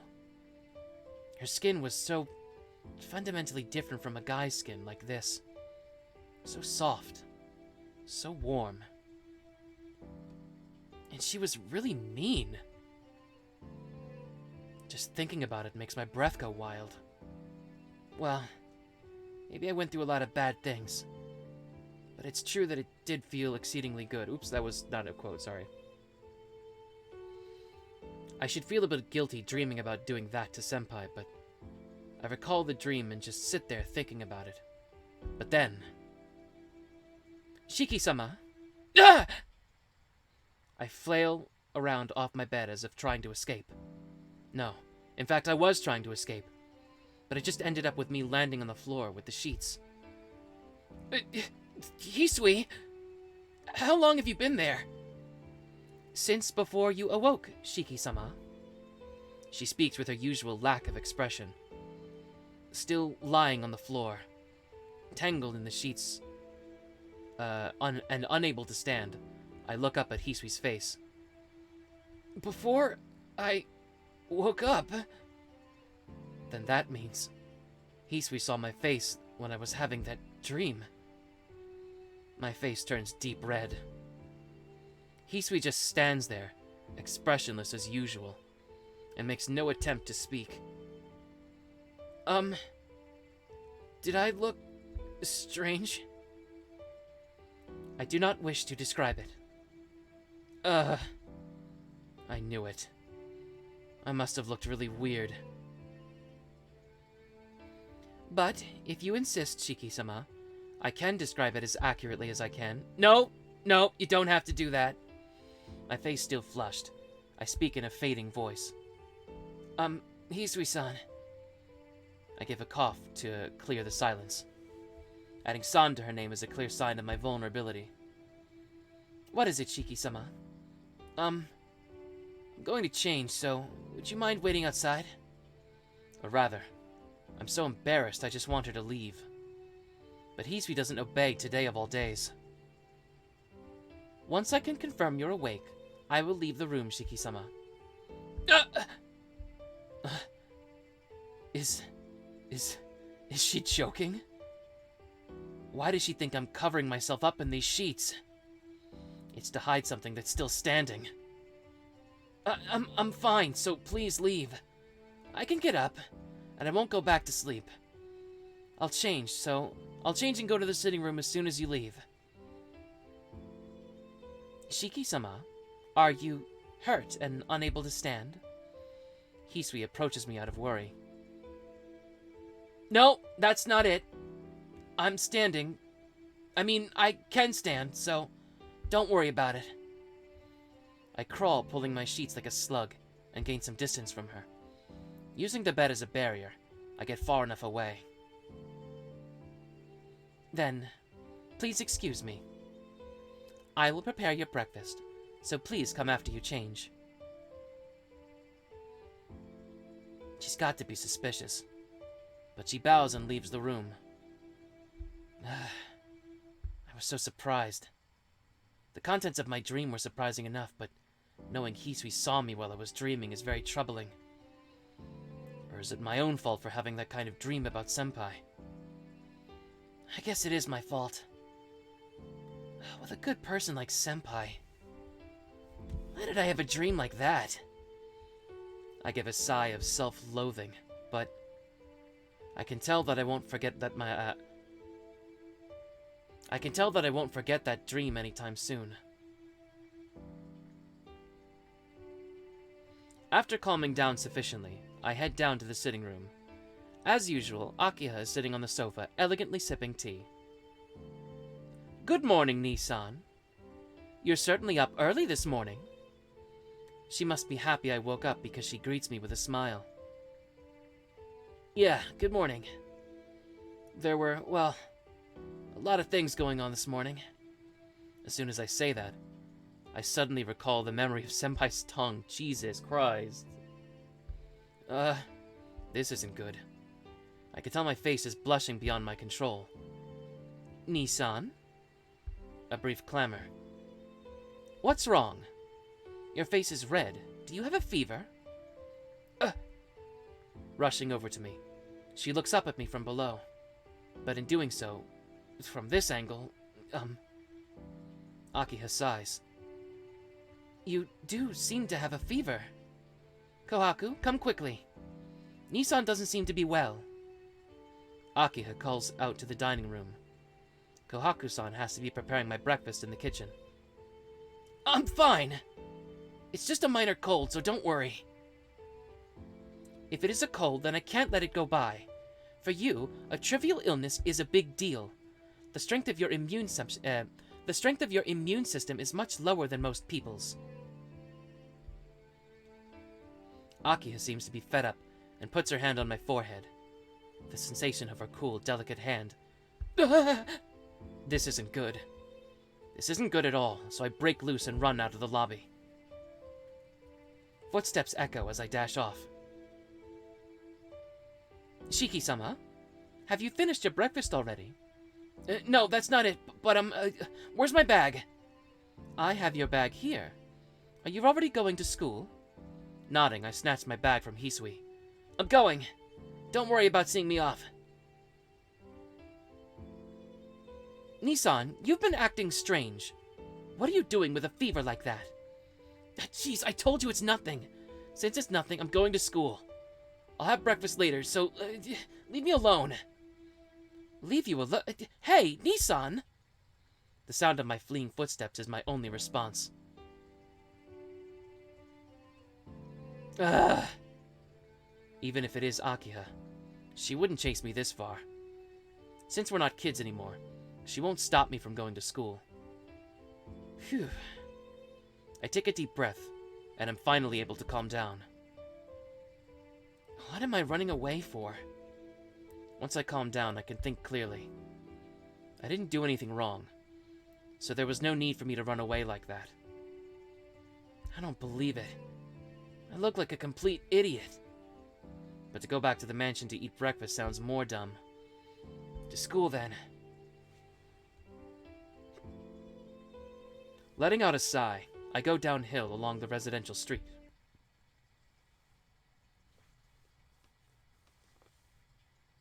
I arrive 30 minutes earlier than usual. The figures of students around the school gate are sparse. It seems I'm the only one who's arrived at this odd time. On the school grounds, the athletic clubs are holding their practices. I'm not in any clubs right now, but truthfully, I like to move around a lot. I know I have some athletic ability, at least enough to be proud of, but I can't join any clubs. My body always has this recurring anemia, so I would just be a bother, and my doctor has told me that I should not exercise frequently. Since middle school, I've been asked more than a few times to join a club, but I always have to say it's not my thing and refuse. Every time I refused, I felt a sense of separation. That might have been a subconscious wall that told me I will never be able to mix in with the people on the other side. That's enough. This really isn't my thing. I'll stop thinking such thoughts and hurry on to the classroom.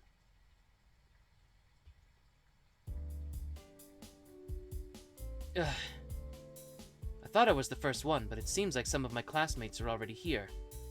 Yo! You're early, Tohno. Morning. This class seems to have a lot of people with spare time. Nah. Our practice just got over with. Those that come here this early, who aren't in clubs, are usually only those with daily duties. Oh, I thought that was Arihiko, but that's probably just some, like, random person. I see. It does make sense, now that he mentions it. Greeting those around me, I take my seat. It's half an hour before lunchroom. It's not a bad idea just to watch my classmates arrive. Excuse me. The classroom starts to get busy around 7:50. Huh? I think I saw Senpai in the hallway. She's down at the first year hallway again. What is she doing? Maybe she came to see me. Then...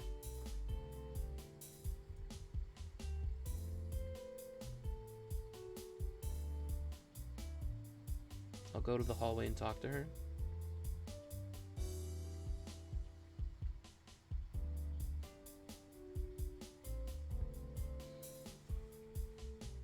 Well, if she's walking around my classroom like that, maybe she does want to see me for something.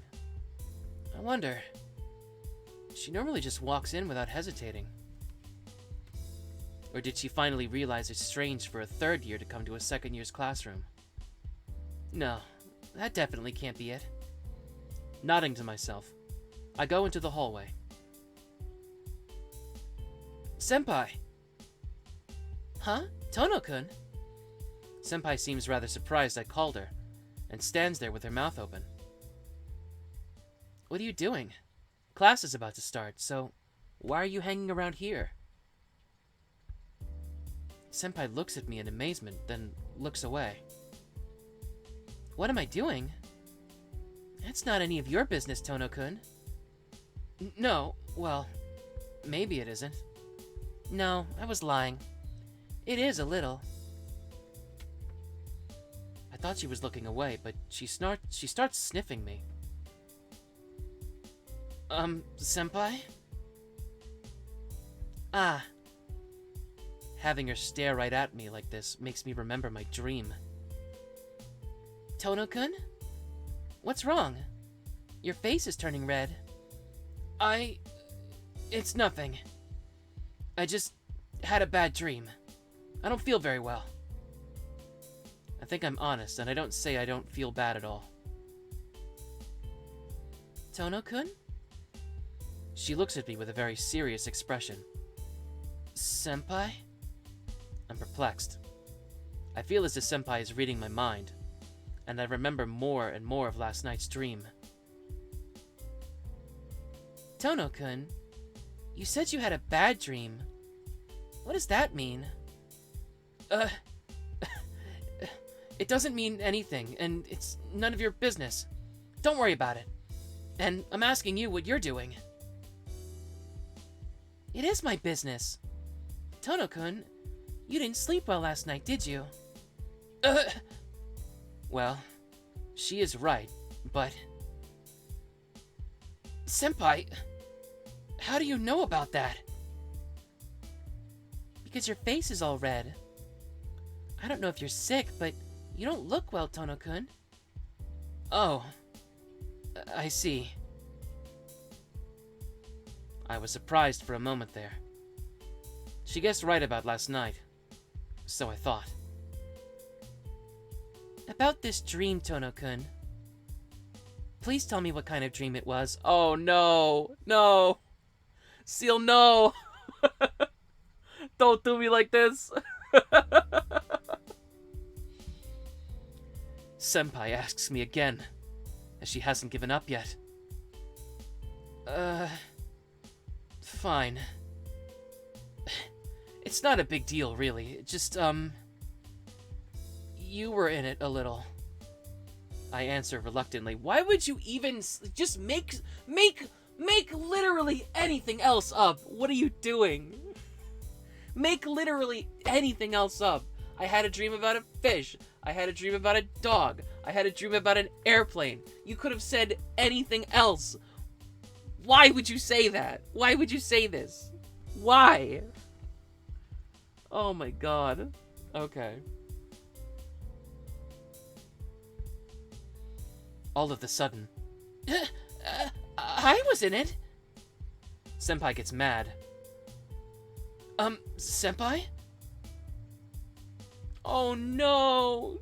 Senpai quickly takes a step away and stares at me. Senpai looked like she wants to say something more, but she just gives a quick bow and runs away. Oh no! Shiki, what the fuck? Why did you say that? Why couldn't you have said anything else? Oh god. Shiki, no! Shiki, no! I tilt my head in confusion. Then, the homeroom bell echoes through the hallway.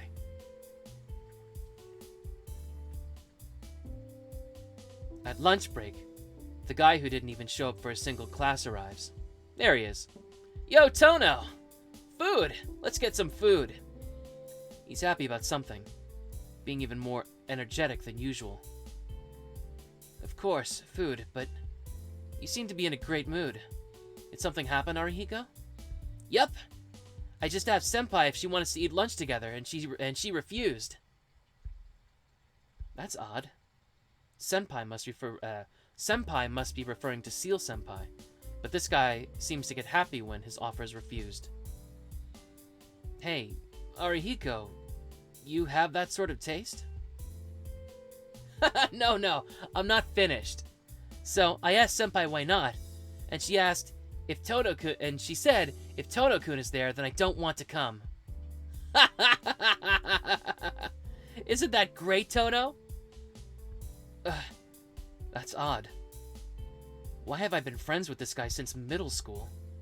Oh man, she really hates you, Tohno. A rival's loss is my gain, so I'll treat you to lunch today. Arihiko happily slaps my back. Well, I'm happy you're treating me, but why is Senpai was angry with Senpai was angry at me? Well, after she asked will Tohno-kun be with us, and I nodded, her face turned all red. As soon as she heard your name, her face was probably burned with anger. Probably. Isn't that a little different, Arihiko? Maybe. Maybe not.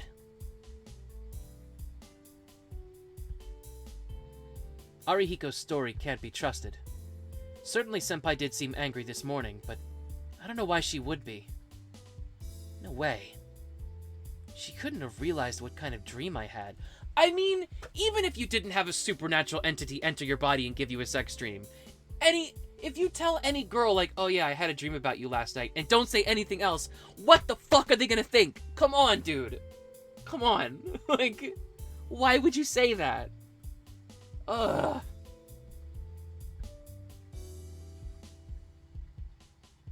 If she could figure out that from one conversation, she'd make a great detective. Hey, stop whining and let's go, Tohno. There's only seats enough for half the people using the cafeteria. No, I'll go with Arihiko to the cafeteria. Or even if she hates me, I'll go see Senpai. Well, listen, we have to clear this up, right? Like, we can't just let this stand. We can't let her thinking that I had a sex dream about her. That's just too awkward. So we just gotta come up with another excuse for this, so.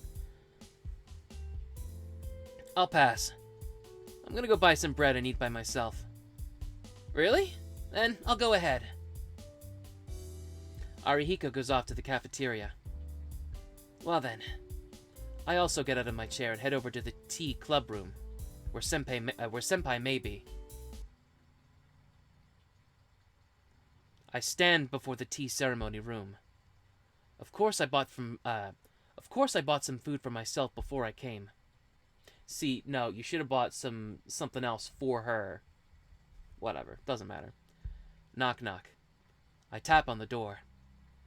I hear some scruffling inside and sense a person on the other side. Yes, who is it? I can hear Senpai's voice through the door. It's me. Senpai, would you like to eat lunch with me?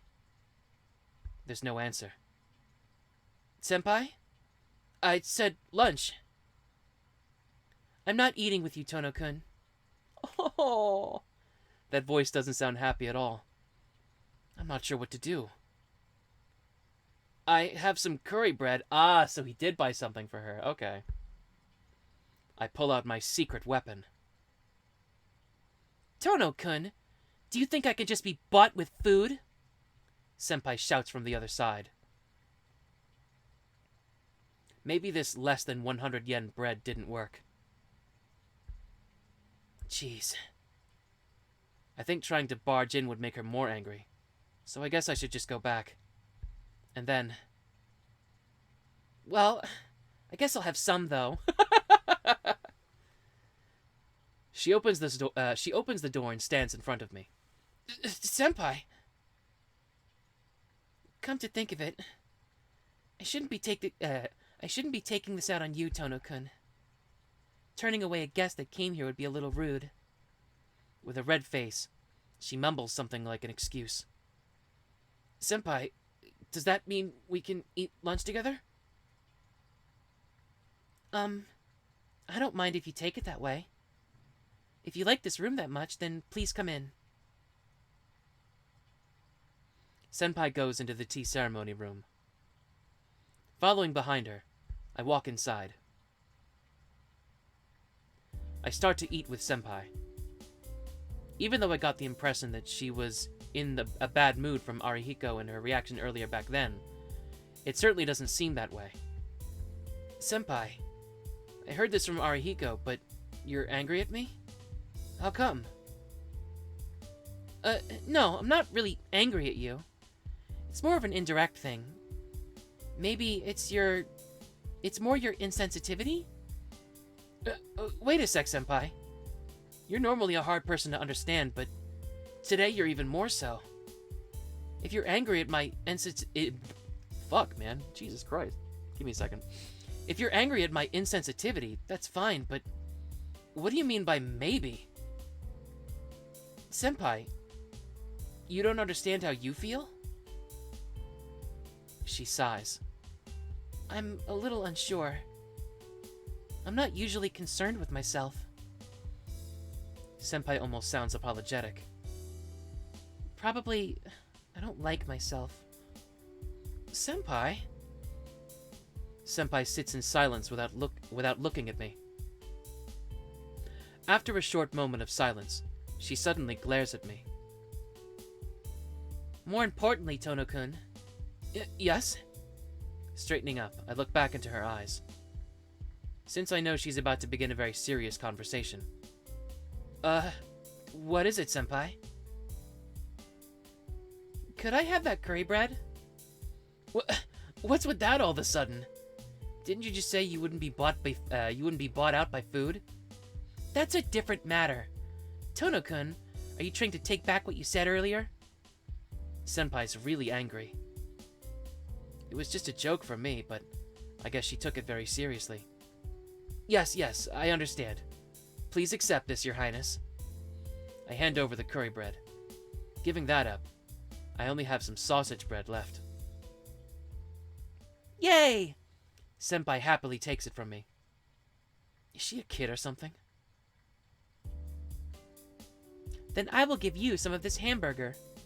Here you go. Senpai says as she gives me half of it from her lunch. I think the difference in the barter exchange rate was a little high. After we finish our meals, we pass the time while sipping tea. A perfectly tranquil passing of time. It seems like she's not conscious of my presence, and I'm not especially conscious of her presence either. Just a calmness. Like two friends of the same gender, we pass the remaining break time like this. Hey, Tohno-kun?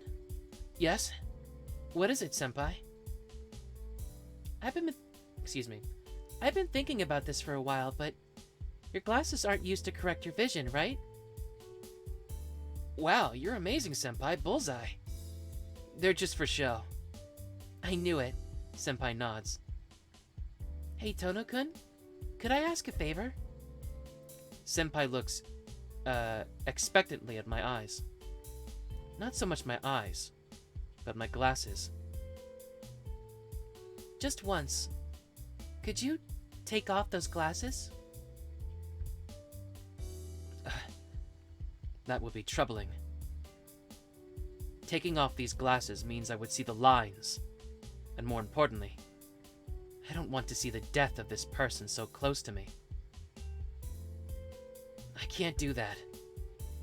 Unfortunately, I've never taken these off in front of others. It's kind of like a vow, so I'll reject your request. I answer clearly. Senpai slumps disappointedly. Huh. If you say so, then I guess it's not possible. Yes, because these past 8 years, I never took them off in front of other people, but... That's right. That ended with these eyes. I saw the death of many, many things.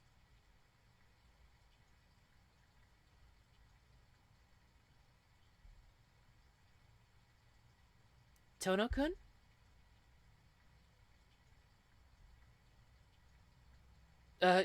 Yeah.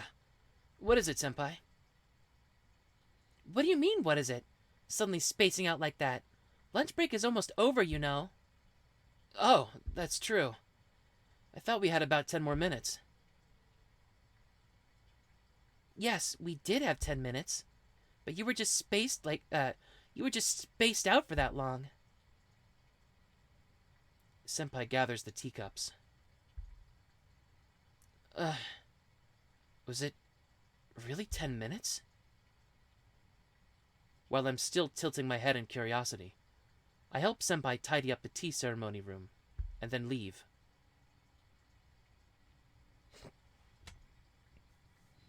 Classes end again with plenty of time to spare.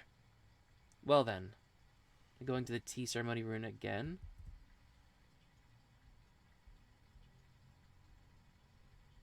Apparently. We're just spamming the tea ceremony room. I hurry to the tea ceremony room.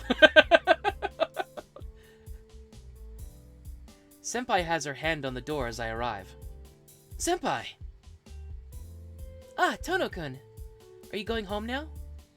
No, I thought I'd talk with you a little bit. You're gonna have some tea now, right? I was thinking of joining you. No, I'm going home now. I have something to do. And this month, club funding is getting a little low. Ah. I see. All those tea snacks were bought with club money. But, come to think of it, a club that can buy snacks with its own funds has to be wonderful. So, I can't keep you company. Tohno-kun, do you have plans after this? Me? No, not anymore. Well then, care to walk with me to the front gate? Yeah, it would be my pleasure. Senpai grins and nods, and walks by my side. We decide to walk together for 5 minutes to the school gate. Without any serious talk between us, we arrive at the school gate. Well then, see you tomorrow, senpai. Raising one hand, I start off down the road in the opposite direction from her. Oh, please wait. I have something I wanted to ask you, Tohno-kun. What is it? Yesterday, you said there was someone that looked like me. I kind of got curious, so I wanted to hear a bit more about it. Her eyes burn with curiosity. But to me, it's not something I really want to recall. Sorry, I don't want to talk about it. It was just a mistake I made, so it's okay. I look away from Senpai as I give a vague excuse. Is that so? Senpai quickly ends her questioning. But you saw that person late at night, right? Tohno-kun, Tohno-kun, I think walking around late at night like that is pretty dangerous. Those serial killings have been continuing, you know. If you met that serial killer, that would be terrible, wouldn't it? Senpai, you're worried about me walking out late at night? Yes. You're a good person, so you're the type that'll easily get tricked and put in danger. Senpai looks Senpai looks like she's seriously worried.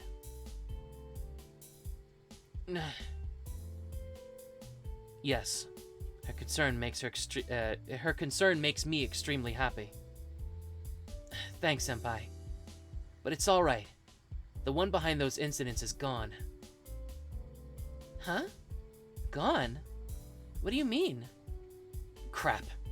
Nervensker is a secret between me and Arcueid. I can't talk to Senpai about it. And besides, it's no use telling her about it. Yeah, that's right. It's dangerous to walk around at night, really. Anyway, from now on, please stop walking around at night. You're a good student. Yeah, I know. I'm not sure about being a good student, but I won't play around at night anymore like you say. Senpai stares at me. Does she not believe me? She doesn't seem convinced. I get it. Then I promise. I stick out a hand. Senpai, I owe you for that one time, so I'll do as you ask. So, it's a promise. You want to shake hands? Yeah. We're a bit too old for pinky promises, so we'll shake hands. After standing there a little perplexedly, Senpai takes my outstretched hand. I understand. It's a promise, Tohno-kun. She shakes my hand up and down. Well then, goodbye. Let's meet again at school tomorrow. Wrapped up in the sunset, Senpai disappears. After watching her go, I decide to head home too.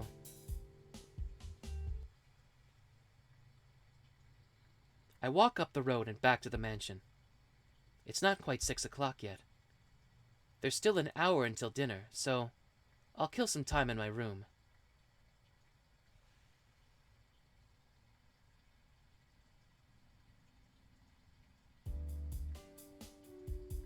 You know what just occurred to me?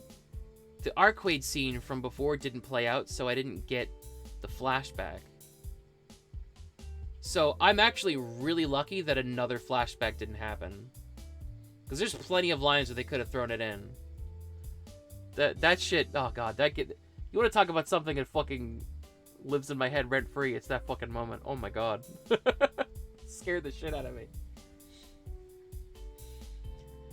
Dinner is over, and it is now nighttime.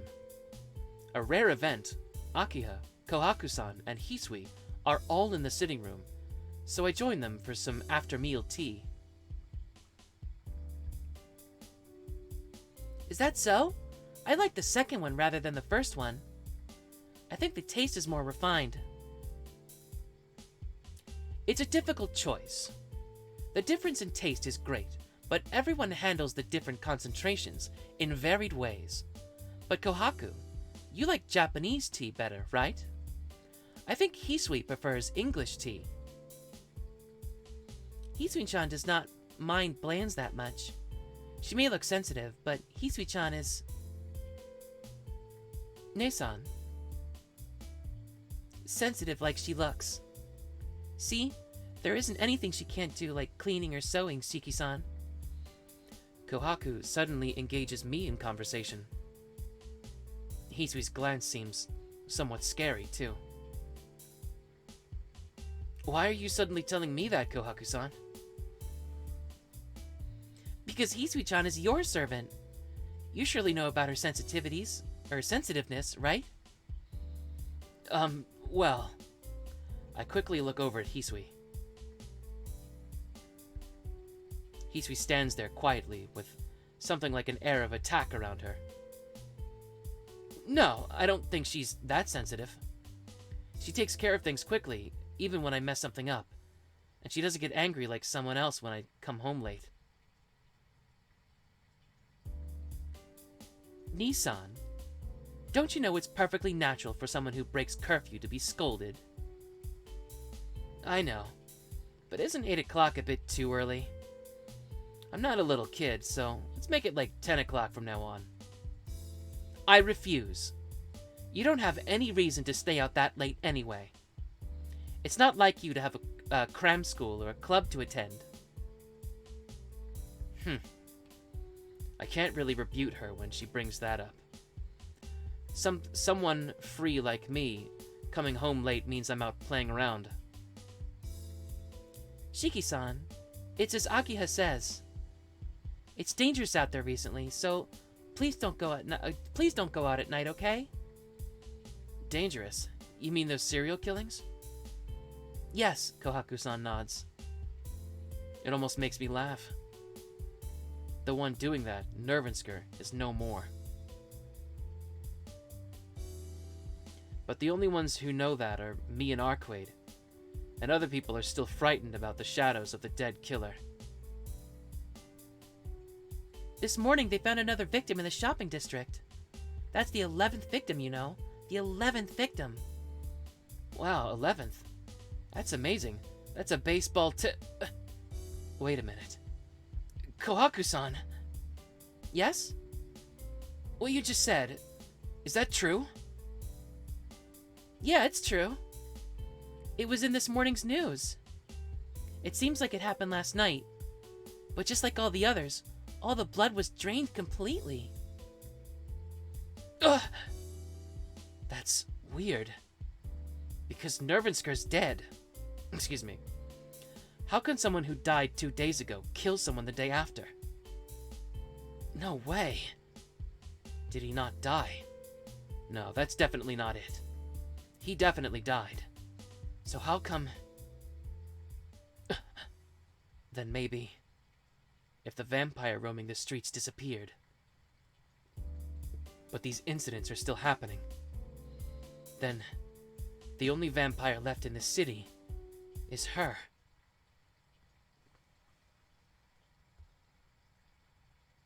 Good night, Shiki-sama. Yeah, good night, Hisui. The door shuts softly, and I'm left in the room alone. Another victim appeared. Another victim. Killed by a vampire. It can't be Arcueid, right? She said she doesn't suck blood. And more than that, I don't think anyone who acts that human could do that. I only spent 2 days with her, but I can't believe she would do anything bad. With her prettiness, her great smiling face, she can't suck someone's blood and discard them on the street. But there's been another dead body found. I should just meet her once more and ask her about it. Saying that aloud, I quickly act on it. I take the knife I used to fight Nervinsker and sneak quietly out of the mansion. Going out into the street, I start to search for Arcueid. My lungs feel like they're going to burst. I stop running and catch my breath. My body, which was running non-stop until now, wheezes to try to suck in more oxygen. My panting fills the air. This is no good. I can't find her. I ran down the street and to her place, but I still couldn't find her. And Arcueid. She's always around when you don't need her, but when you try to find her... I speak those words selfishly. It's been 4 hours. It's almost midnight. But I still don't see Arcueid anywhere. For some reason, I thought optimistically that I'd find her easily once I start looking for her. I want to see her, and when we last parted, she said, "See you later." Shit! Where did you go, Arcueid? For some reason, I'm getting very annoyed. I keep thinking I'll see her soon, but I don't. This is killing me. I thought we'd see each other again. What is that? It's like I'm in love with her. But that's stupid. Forcing a grim smile, I shake that thought from my mind. I'll check out the park, and if I don't see her there, I'll go back. Taking a deep breath, I walk to the park. 2 nights ago. That park where so much happened. The park where I parted with Arcueid.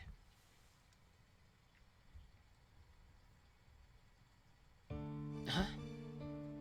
There's something different about the park. The lampposts are off.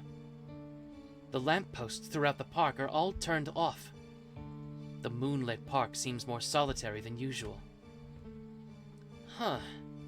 Is it a power outage? I look around me.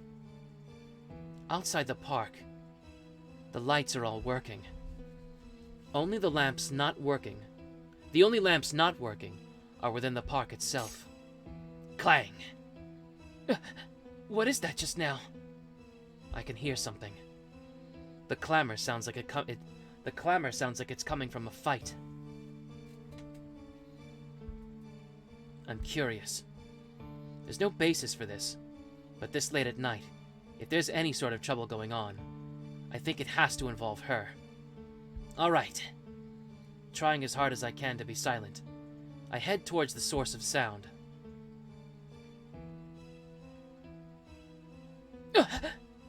I can see two figures facing off. Someone is wearing dark black garments, and I can't tell who it is. But I can easily tell the other one. White garments and golden hair that can easily be spotted even in just the moonlight. Arcueid! Arcueid is being attacked by this black human shape. The black human shadow is carrying something like a sword, and it isn't something like a simple fight. Sword in hand, it jumps toward Arcueid.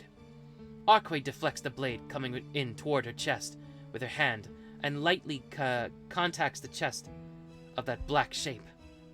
In the next instant, that sword-wielding shape flies throughout the air like a soccer ball. Thump!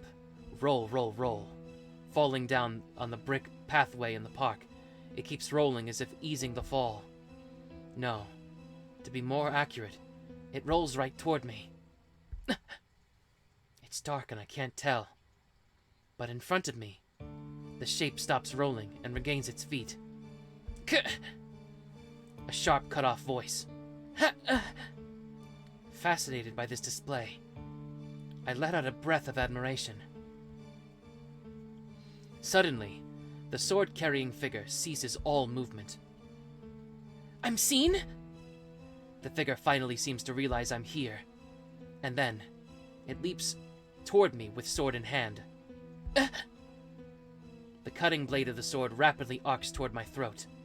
This speed, this flying speed, this accuracy surpasses that of Nervinsker's beasts. The shadow's movement is as fast as Arcueid's when she was tearing apart Nervinsker's beasts. The sword pokes lightly at my neck. Thump. My heart accelerates to a feverish pitch. I don't even have time to think of the danger or to evade. My thoughts are filled only with death. The sword doesn't pierce my throat, but stops suddenly.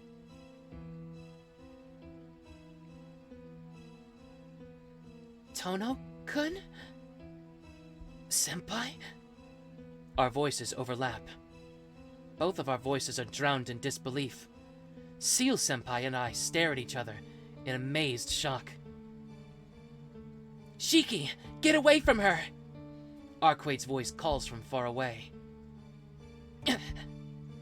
Arcueid dashes toward us. Senpai glares at me with eyes that seem to belong to another person. Like that, she turns around and runs off. Why? Senpai is completely gone. That black figure.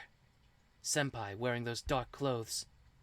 That person who saved me 2 days ago, when I was nearly killed by Nervinsker's crows. But, Senpai, she said that wasn't her. So why? Shiki! I suddenly realize Arcueid is in front of me. Arcueid? Are you alright? Did she do anything to you? Just like Senpai before. She looks at me intensely. But that doesn't matter. Did she do anything to me? I touched my neck that had a sword on it until now. There's a light, sharp pain. The finger that touched my neck is faintly painted red. Senpai's sword has cut my throat only a few millimeters deep. What's going on?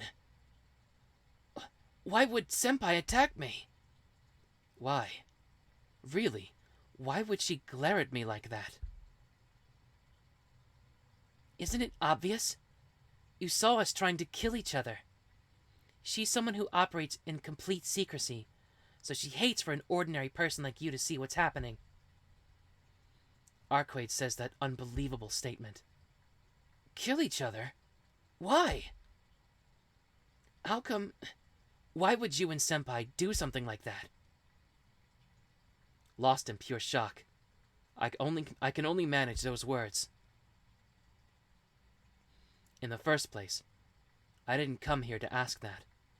I wanted to ask her, Arcueid, about something, which is why I was out here in the first place. I don't know. I only came to see you, so... Why are you and Senpai trying to kill each other? Huh? Shiki, you came to see me? Yes. I had something I wanted to talk about, so I was just looking for you. So why did it end up this way? I don't know. My head's just spinning. Please, could you tell me what's going on, Arcueid? Well, I was simply fighting with that person from the church. It isn't something that concerns you, so just forget about it, Shiki. It does concern me, but first, what do you mean by the church? Explain it so that I can understand. Arcueid doesn't answer. She mulls it over until she nods. Sure, why not? Since you're that worried, I'll tell you. It really doesn't concern you, though, so you really want to hear it? Yeah. No matter what it is, I won't mind. Oh? How enthusiastic. I'm actually a little curious why you came to see me, though. Come on, please hurry. I want to hear about that person. Arcueid looks a little angry. I don't even think about why she would look like that all of a sudden. My throat still hurts. Senpai. Seal Senpai pointed a sword at me. All I can think about is why Seal Senpai would do that. Fine, then I'll tell you. The dead apostles are vampires that try the utmost to conceal their existence. In order to live, they must suck the blood of humans, so victims will always appear as long as they exist. But there's not too many stories of people getting killed by vampires, right? Do you know why that is? Arcueid, I didn't ask about vampires. Sheesh, I'm trying to explain it to you in order, Shiki, so please answer, okay?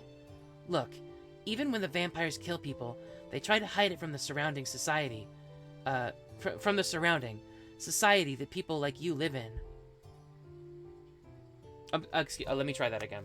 Look, even when the vampires kill people, they try to hide it from the surrounding society that people like you live in. They seek to hide themselves and try as much as possible using magic and other things to camouflage their victims and make it appear natural. Do you know why? Well, it's because humans aren't stupid. If they find out monsters like that exist where they live, they'd attack them. Even though humans are weak, they do have things like police. If there was such a thing as vampires, an effort would be made to protect people from them. Then people would stop walking around at night, and that's what's going on right now. I think they try to hide themselves because that's inconvenient for them. Well, I guess that's true, but police are only a law enforcing group against humans. We don't consider them at all. But it's correct to say that vampires hide their presence for the sake of self-preservation. Shiki, there's a natural enemy of the vampires. A group of something like professional killers that now have the power balance in their favor. It's true for other transcendent species, but especially for vampires. It's fatal for them to reveal themselves. Even if a vampire made a secret kingdom in a village somewhere in the mountains away from all civilization, this natural enemy would definitely notice if victims kept increasing. Vampires exploit humans in secret, for no reason other than self-preservation. The vampires hide their dead victims' bodies, not out of fear of human society finding out, but in fear of these natural enemies discovering them. Their natural enemy? She means someone that fights against the vampires. Like Senpai, who was wielding a sword against Arcueid. So, they aren't human either? What are you saying? Their natural enemy is without a doubt you humans. Natural enemies? Us? Yeah. Starting from a long time ago, humans used many kinds of magic, the occult, magical ceremonies to create an organization, and started to eliminate primates other than humans. The greatest of these is Christianity, the pride of the Vatican, the exorcists. The Catholic Church always views non-humans as impurities, but vampires are considered the most dangerous. There are many religious groups in the world, but the Catholic Church looks at vampires with more hostility than the rest. You know, it's almost an obsession. They're so insane. I don't even want to mess with them. Arcueid lets out a sigh. You should know what I'm getting at by now.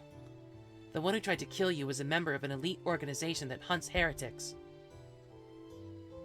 This group, the Burial Agency, is part of the church.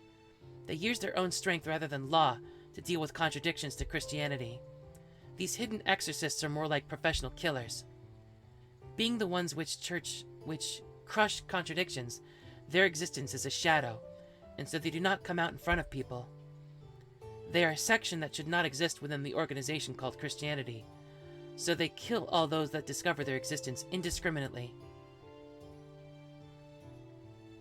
That woman, it seems she's now called Seal, probably came here to hunt down the vampire in this city. Her sense for the enemy is far better than mine. She says this in an irritated manner. I don't have any words to say. Senpai is some sort of exorcist who's hunting vampires. I just can't believe that at all. Because Senpai is such a gentle, has such a gentle good nature. She can't kill. She's not someone that can handle such things, unlike me. That's a lie. That's a lie, Arcueid. Because Senpai's an upperclassman at my school. So why would you say she's some member of the church? Hey now! Shiki, you know her? Arcueid draws near as if telling me she won't allow that. Of course! She's a third year at my school. I've known her since I was a first year. Since I was a first year? Huh? Something's wrong. Come to think of it, how long have I known her? I don't even know which class she's in. I try and remember, but I don't have any memories of her before that day when I found her mending those splints. Thank you very much, Tohno-kun.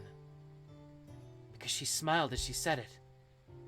For some reason, I felt like I'd always known her. This can't be true. First of all, the strangest thing is that Senpai was called Seal, like it was natural to be called so. But no one calls her with a different name. She was only called Seal. How come no one doubted such a name? Arcueid.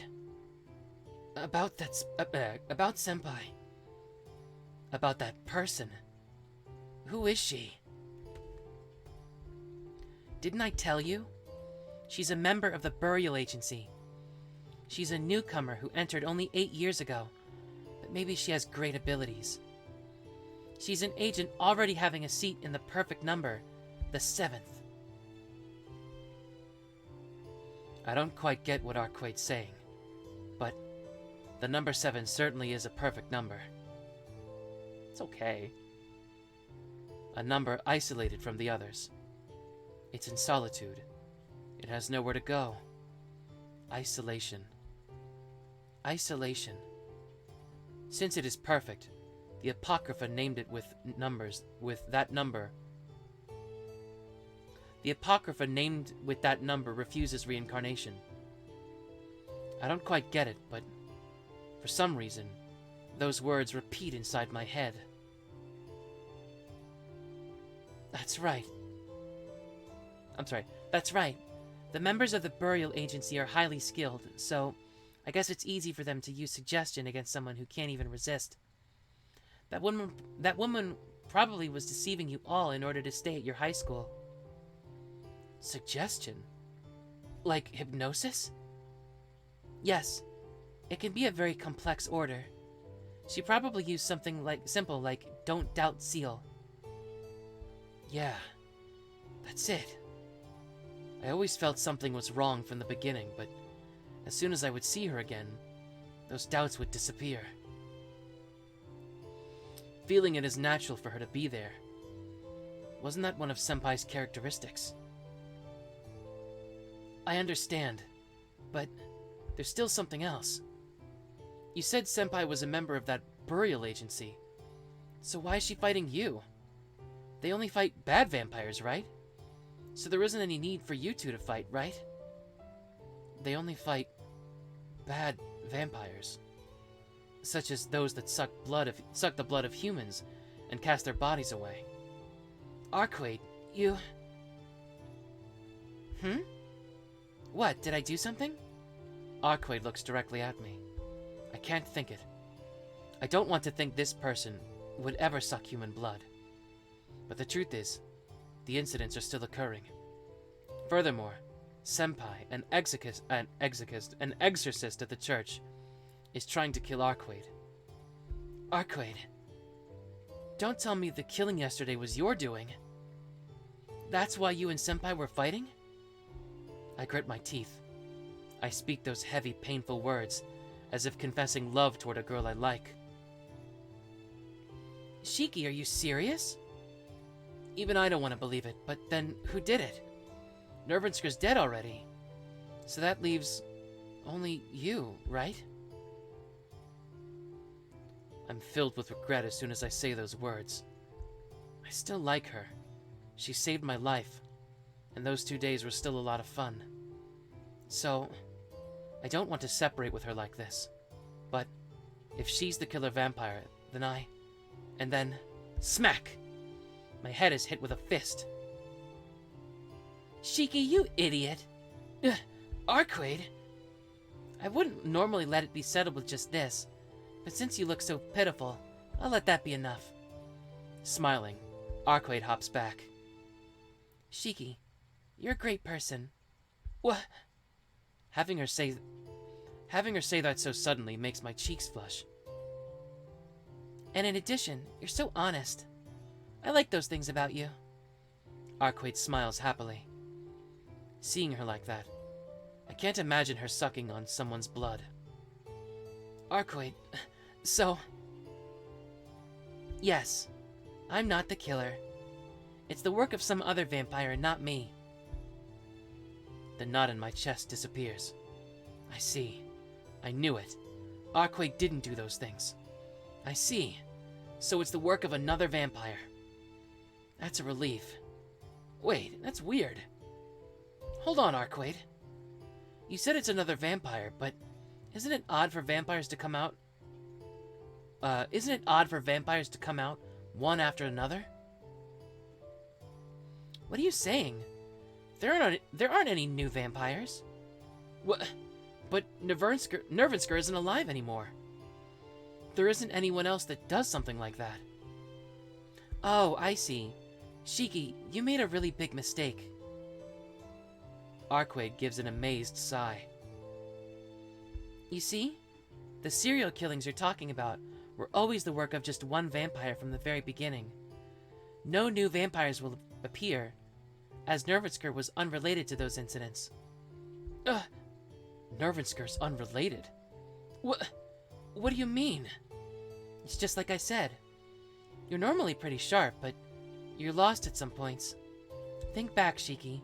Nervinsker was a vampire, but did he ever suck human blood? Suck blood? He ate humans and... Oh, I see. Why didn't I notice such a simple mistake?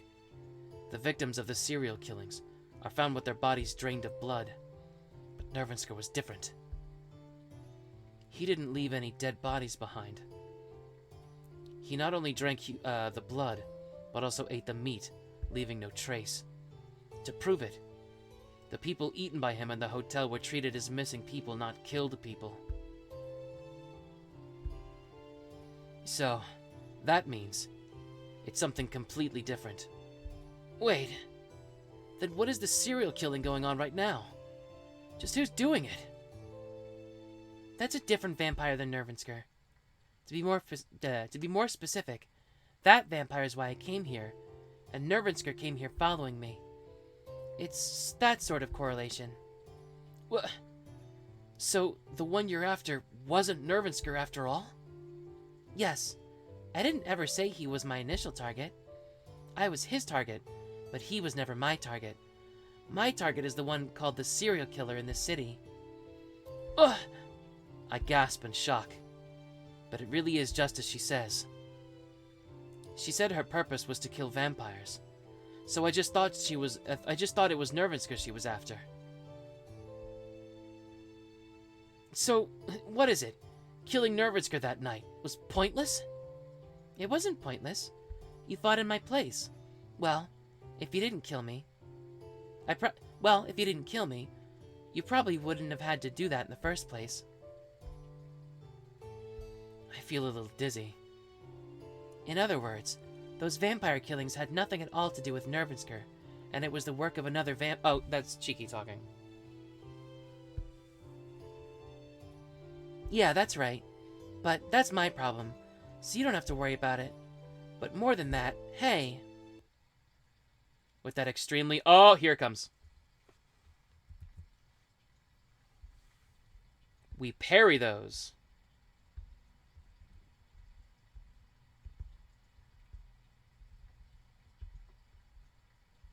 Why the fuck does this keep freezing? Damn it.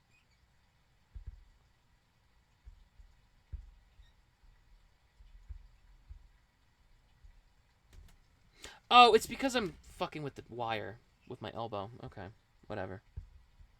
Alright.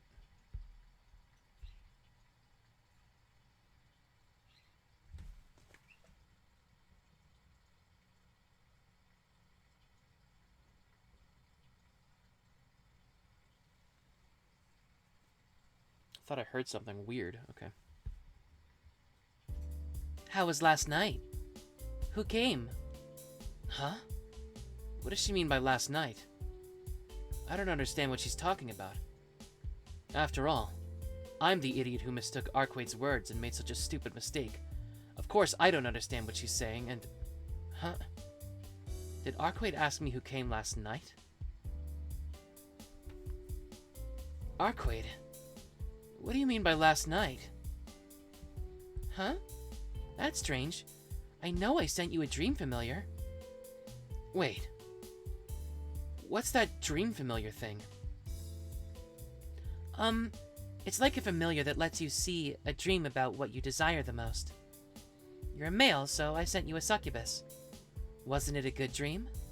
A good dream. That was... I remember the realistic dream I had, and my face turns red. You! That dream was your doing! Arcueid grins even more. Crap. If I stayed quiet about this conversation, it would have been over.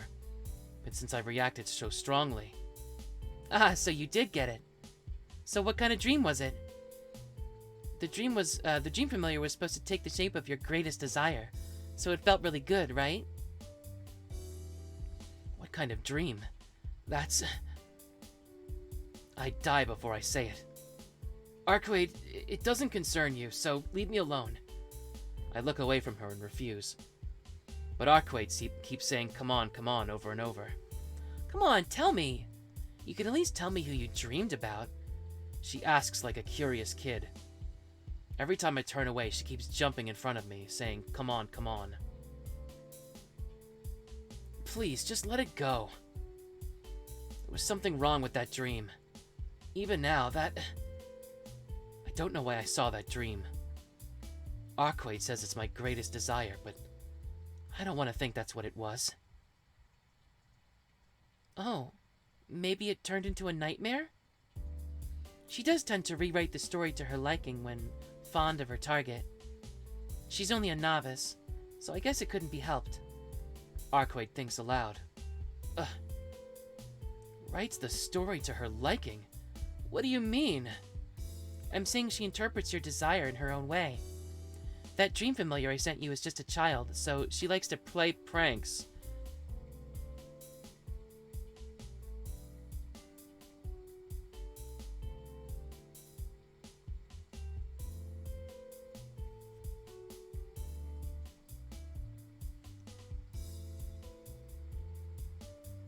Nasu. Why? Come on! I see. That's a relief. That's right. That dream. It couldn't have been what I wanted. I let out a sigh of relief. With this, my innocence has been proven, but... Arcueid, why did you send me such a thing? That's too much, even for harassment. I wouldn't harass you. I sent you the Dream Familiar to thank you for defeating Nervinsker. I was really grateful to you, so I thought it'd be great if I made you happy. Thank me?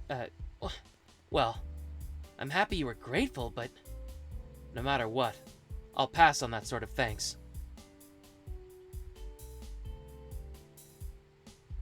Oh, come on. Are you saying you can't accept a person's goodwill? Hey, you're not a person, you're a vampire, Arcueid. That's true, but... Arcueid slumps her shoulders. How do I say this? Arcueid is very open in expressing her emotions. So what's weird is... this time, it didn't flash the H scene in my face out of nowhere. So I think we're safe? I think we're safe? Maybe.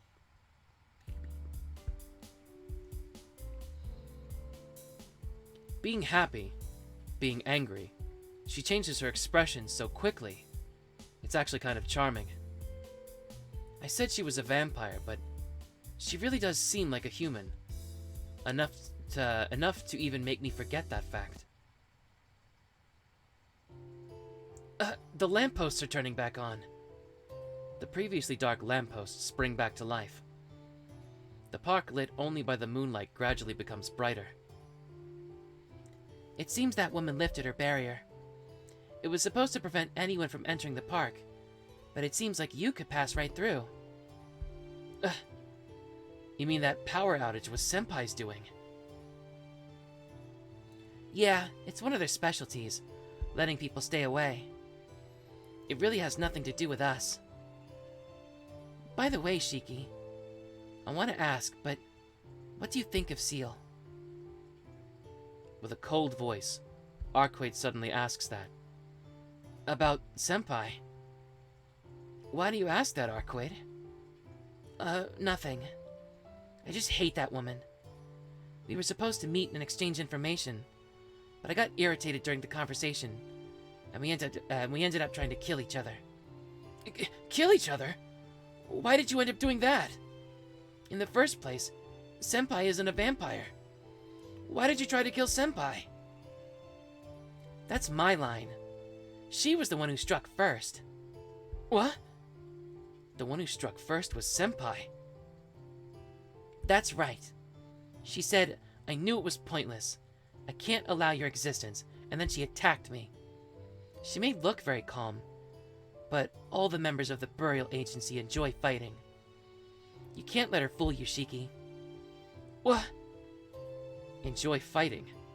Does Senpai really? Shiki, you were fooled by her up to now, right? So why are you saying things to help her out? You know she was tricking you, since you didn't do any, excuse me. You know, she was tricking you, since you didn't know anything, and pretended to be a normal person. Don't you feel a little angry at being used? Arcueid glares at me. That is... Certainly I'm shocked that Senpai is different from normal people, kind of like Arcueid. But I don't feel like I've been tricked. On the contrary, Senpai's helped me so many times. Even though I know about Senpai's identity now, I still think of her as Senpai. Eating lunch with her, talking about stupid things with her, and Arihiko, walking with her to the school gate. All of it is so much fun. So, if I could, it would have been better if I didn't find out about her. Shiki, whose side are you on? Mine or that woman's? I feel pressure. Her eyes are the source. Now, she isn't like a human, but more like an animal hunting its prey. It seems Seal-senpai is an unforgivable enemy for Arcueid. That's why she glares at me with such fierce, hostile eyes, as if saying, if I'm her enemy's friend, I'll be Arcueid's enemy as well.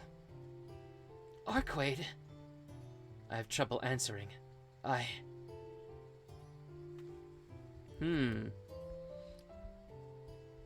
mean, if I say, Senpai's really guide route? Are you sure? That seems like the kind of thing that would get me killed. I don't know. Yeah, I can definitely see it. I can also see that, like, Arcueid's the kind of person that has, like, the potential to have feelings for Shiki, so, like, this is, like, a really frustrating situation for her to be in. Okay, here we go.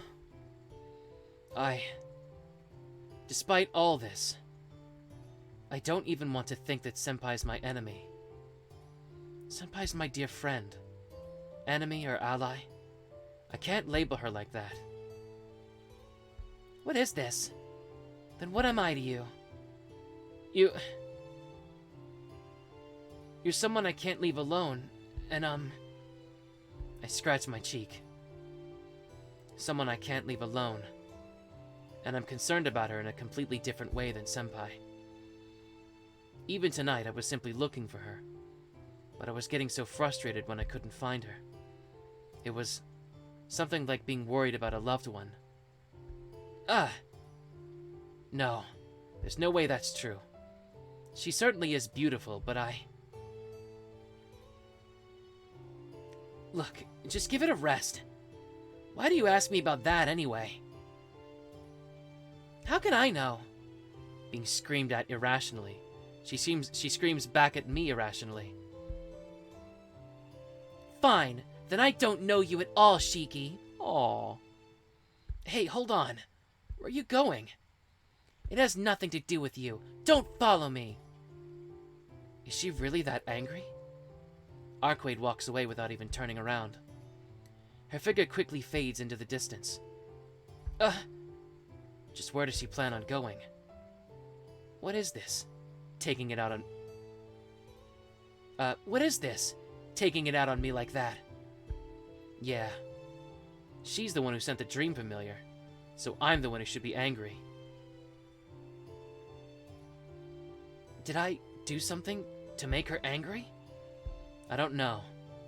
In the first place, there's no way I can understand how vampires think. Arcueid got mad and went somewhere by herself, and I asked her what I wanted. So I know I should go back to the mansion. But my feet don't move, even one step back. My logic tells me where I should go, but my heart doesn't listen. It's been said 1,000,000 times, but the feelings of love and hate, they have nothing to do with logic. Man, jeez. Damn it. Why is it that I can't leave Arcueid alone? Arcueid, I said wait. Raising my voice, I chase after Arcueid, who keeps on walking. Surrounded by night, Arcueid walks down the street. She looks straight ahead, her white figure with golden hair fluttering. It bears a horrible resemblance to the first time I saw her. No. Perhaps it's like the first time she faced off with Nervinsker. For some reason, I have a bad feeling about this. Hey, Arcueid. Arcueid continues to walk without turning around. I want to talk to you. Can you at least tell me where you're going, what you're going to do? Of course, Arcueid just continues walking without turning around. It'd be miserable if I left it like this. I decided to follow her silently for now. The footsteps echo through the night air. And then, Arcueid suddenly stops and turns around. Don't follow me. Don't you understand it's troubling for a normal person like you to follow me around? So tell me what you're gonna do and I'll go back. It doesn't concern you, so just leave me alone. Arcueid strides off once more. Crap. It seems like our wordless wandering is going to continue. When we approach the main street, Arcueid freezes. found it. Her voice is cold, like a totally different person. Okay, so this is the same as, I think, when she found the zombie, if I'm not mistaken.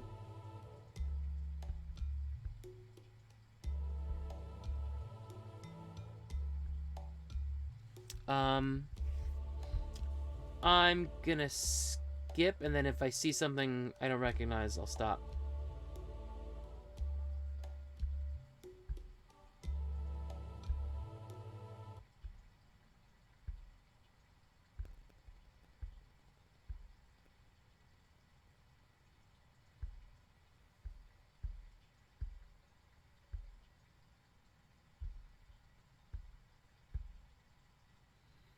Sigh, idiot, that was a compliment.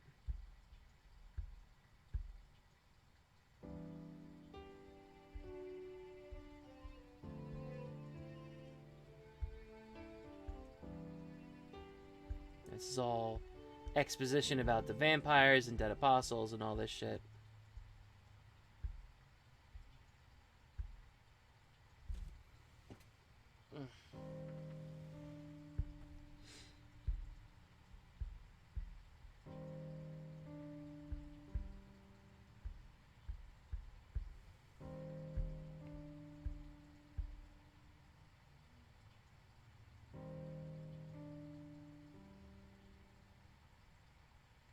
Alright, some of it's like a little different.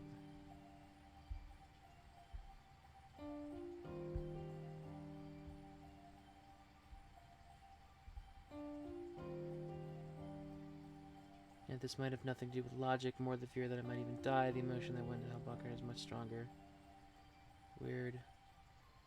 Certainly I have the responsibility and fear for killing her. Wow, it seems I stopped right at the part where, okay, cool. That was kind of godlike. About what we talked about earlier, Arcueid. About what? You know, about whether I was senpai's or your ally.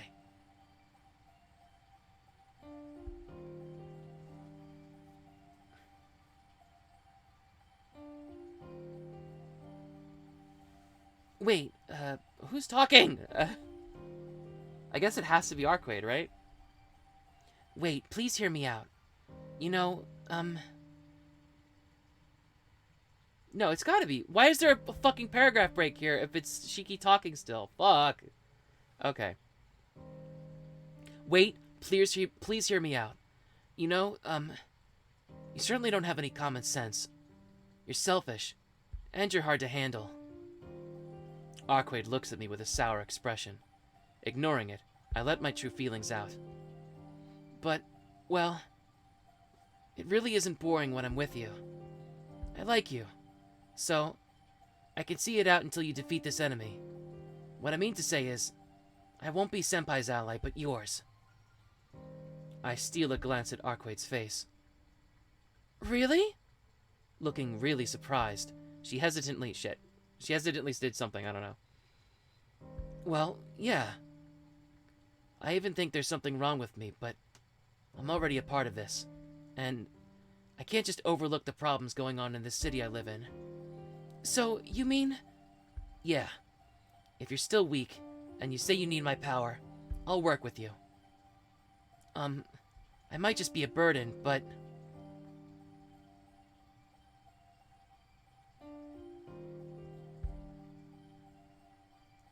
Yeah! If you help me, there's nothing we can't do. Her face beams brilliantly, and she seems extremely happy. But, is that okay? Shiki, you may have to face death again. I'm ready.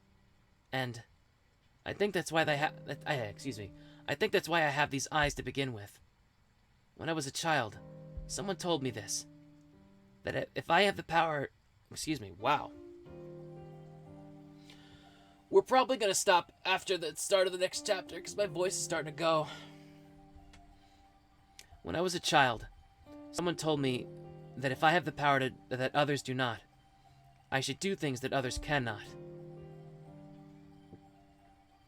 I think it's that kind of thing. Oh? I don't really know your circumstances. But that sounds good. Arcueid is an incredibly good... Okay. So when the animation changes, all bets are off when the paragraph breaks. Okay. Super cool. And being with her puts me in a good mood as well. I appreciate that, Anya, but I think we're like almost done with this chapter. But what do we do now? Do you want to search for more of the dead like before? Yeah, I think that's all we can do for now. The one before was the 12th, so I don't think there's any more. The parent vampire will have to come out once they are all destroyed, so we have to hunt the remaining ones for now.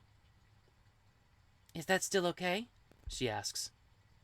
Anything is fine. I'm just with you. If you lead, then I'll follow. Well, shall we start again? No. That's good for tonight. They usually follow a fixed route. And if the other dead will probably not be out tonight. Since they were fewer in number. Since they're fewer in number, I don't think he'll let them come out all at once. Oh, really? But doesn't that mean this enemy will try and hide the dead from you, Arcueid? Basically. But since the enemy is a vampire, he needs to steal the blood and energy of others. Alright, this is all the same shit.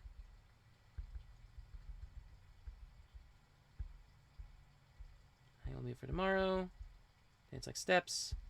Here's fine. Da da da da da.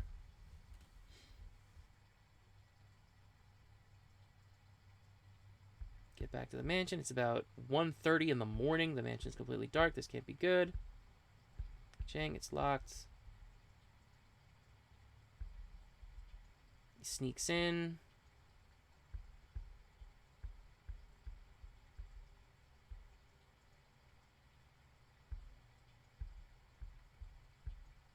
But is that love? I don't even know my feelings. At any rate, I'll be helping Arcueid once again starting tomorrow. But for now, I shouldn't think of anything else but getting a good night's sleep.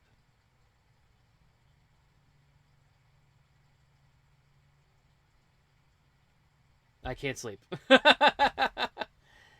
If I close my eyes, so many things come to mind about Arcueid, about this vampire lurking in the streets, about the black-clothed senpai. Okay, so we're starting to get a little bit more extra stuff. Okay.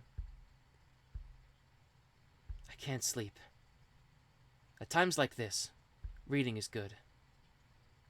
I know there was a book I was reading before. Oh, more of this. Okay. The first feeling was rather one of pity. Not anger, not despair. Just, I thought everything before my eyes was pitiful. Of course, the most pitiful thing was myself. Life which breaks down without limit. Daily life which fades without limit. Time which is forgotten without limit. Everyone only falls, and yet everyone still struggles desperately to continue existing. And when they judge that it is not possible, they continue to reproduce. Continuing to reproduce. In the end, even that dies. But there's no recompensation. There is no recompense, I think is the actual word. But whatever, it's fine. Of course, it is not those who die that are recompensed. We had no hope to begin with.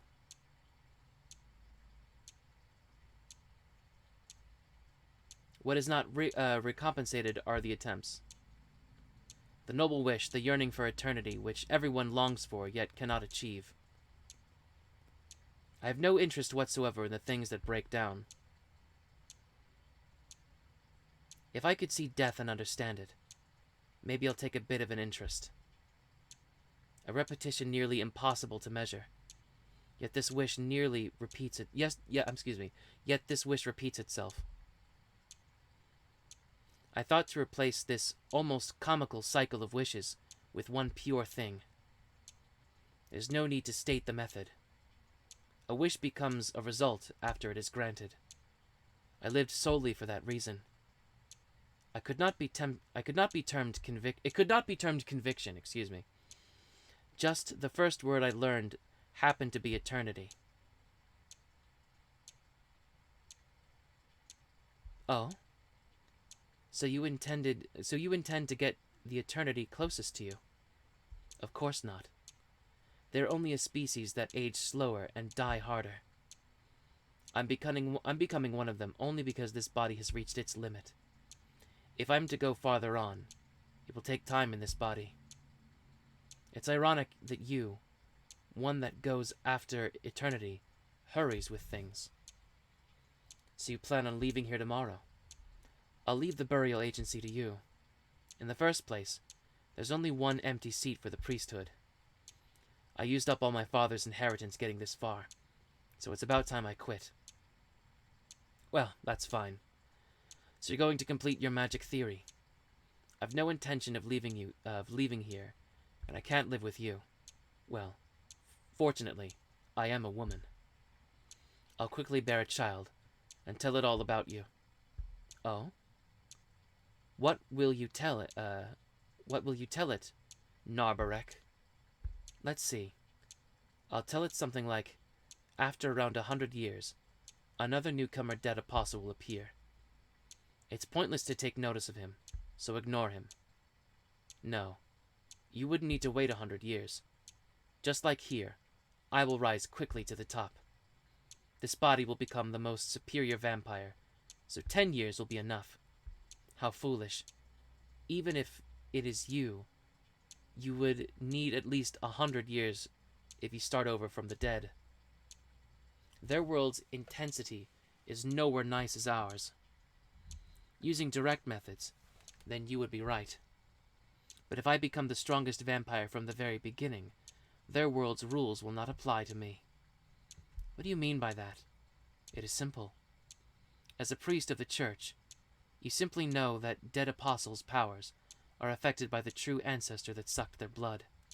Therefore, the solution is very simple.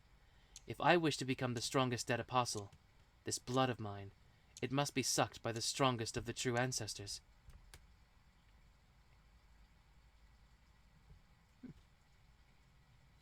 Okay.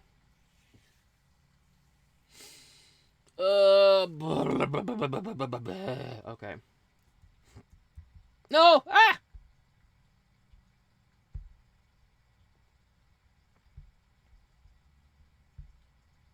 Okay. Thank you. Yeah, we're gonna stop for here. What is that? Oh, right.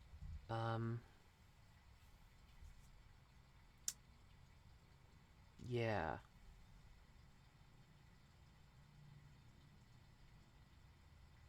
Sorry, I'm just kind of like getting over the burnout. I want to give my thoughts.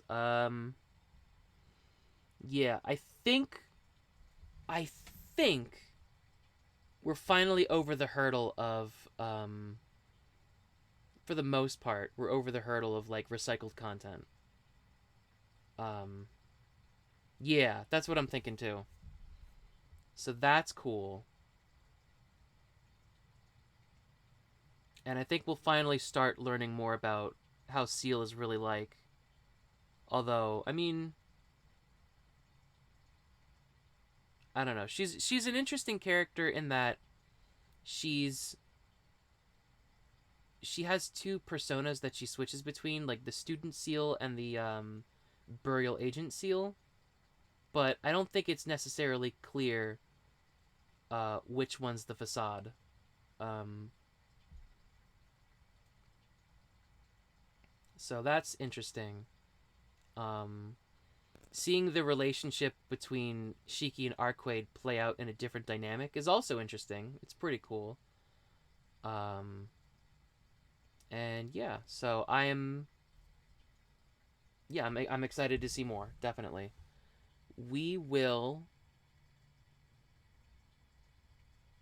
Yeah. This is definitely like Seal. Definitely feels like Seal's route. Definitely feels like a lot more classic and more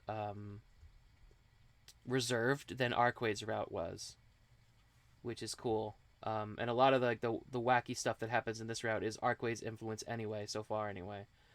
Um, but yeah, I will be back Friday, 12 p.m.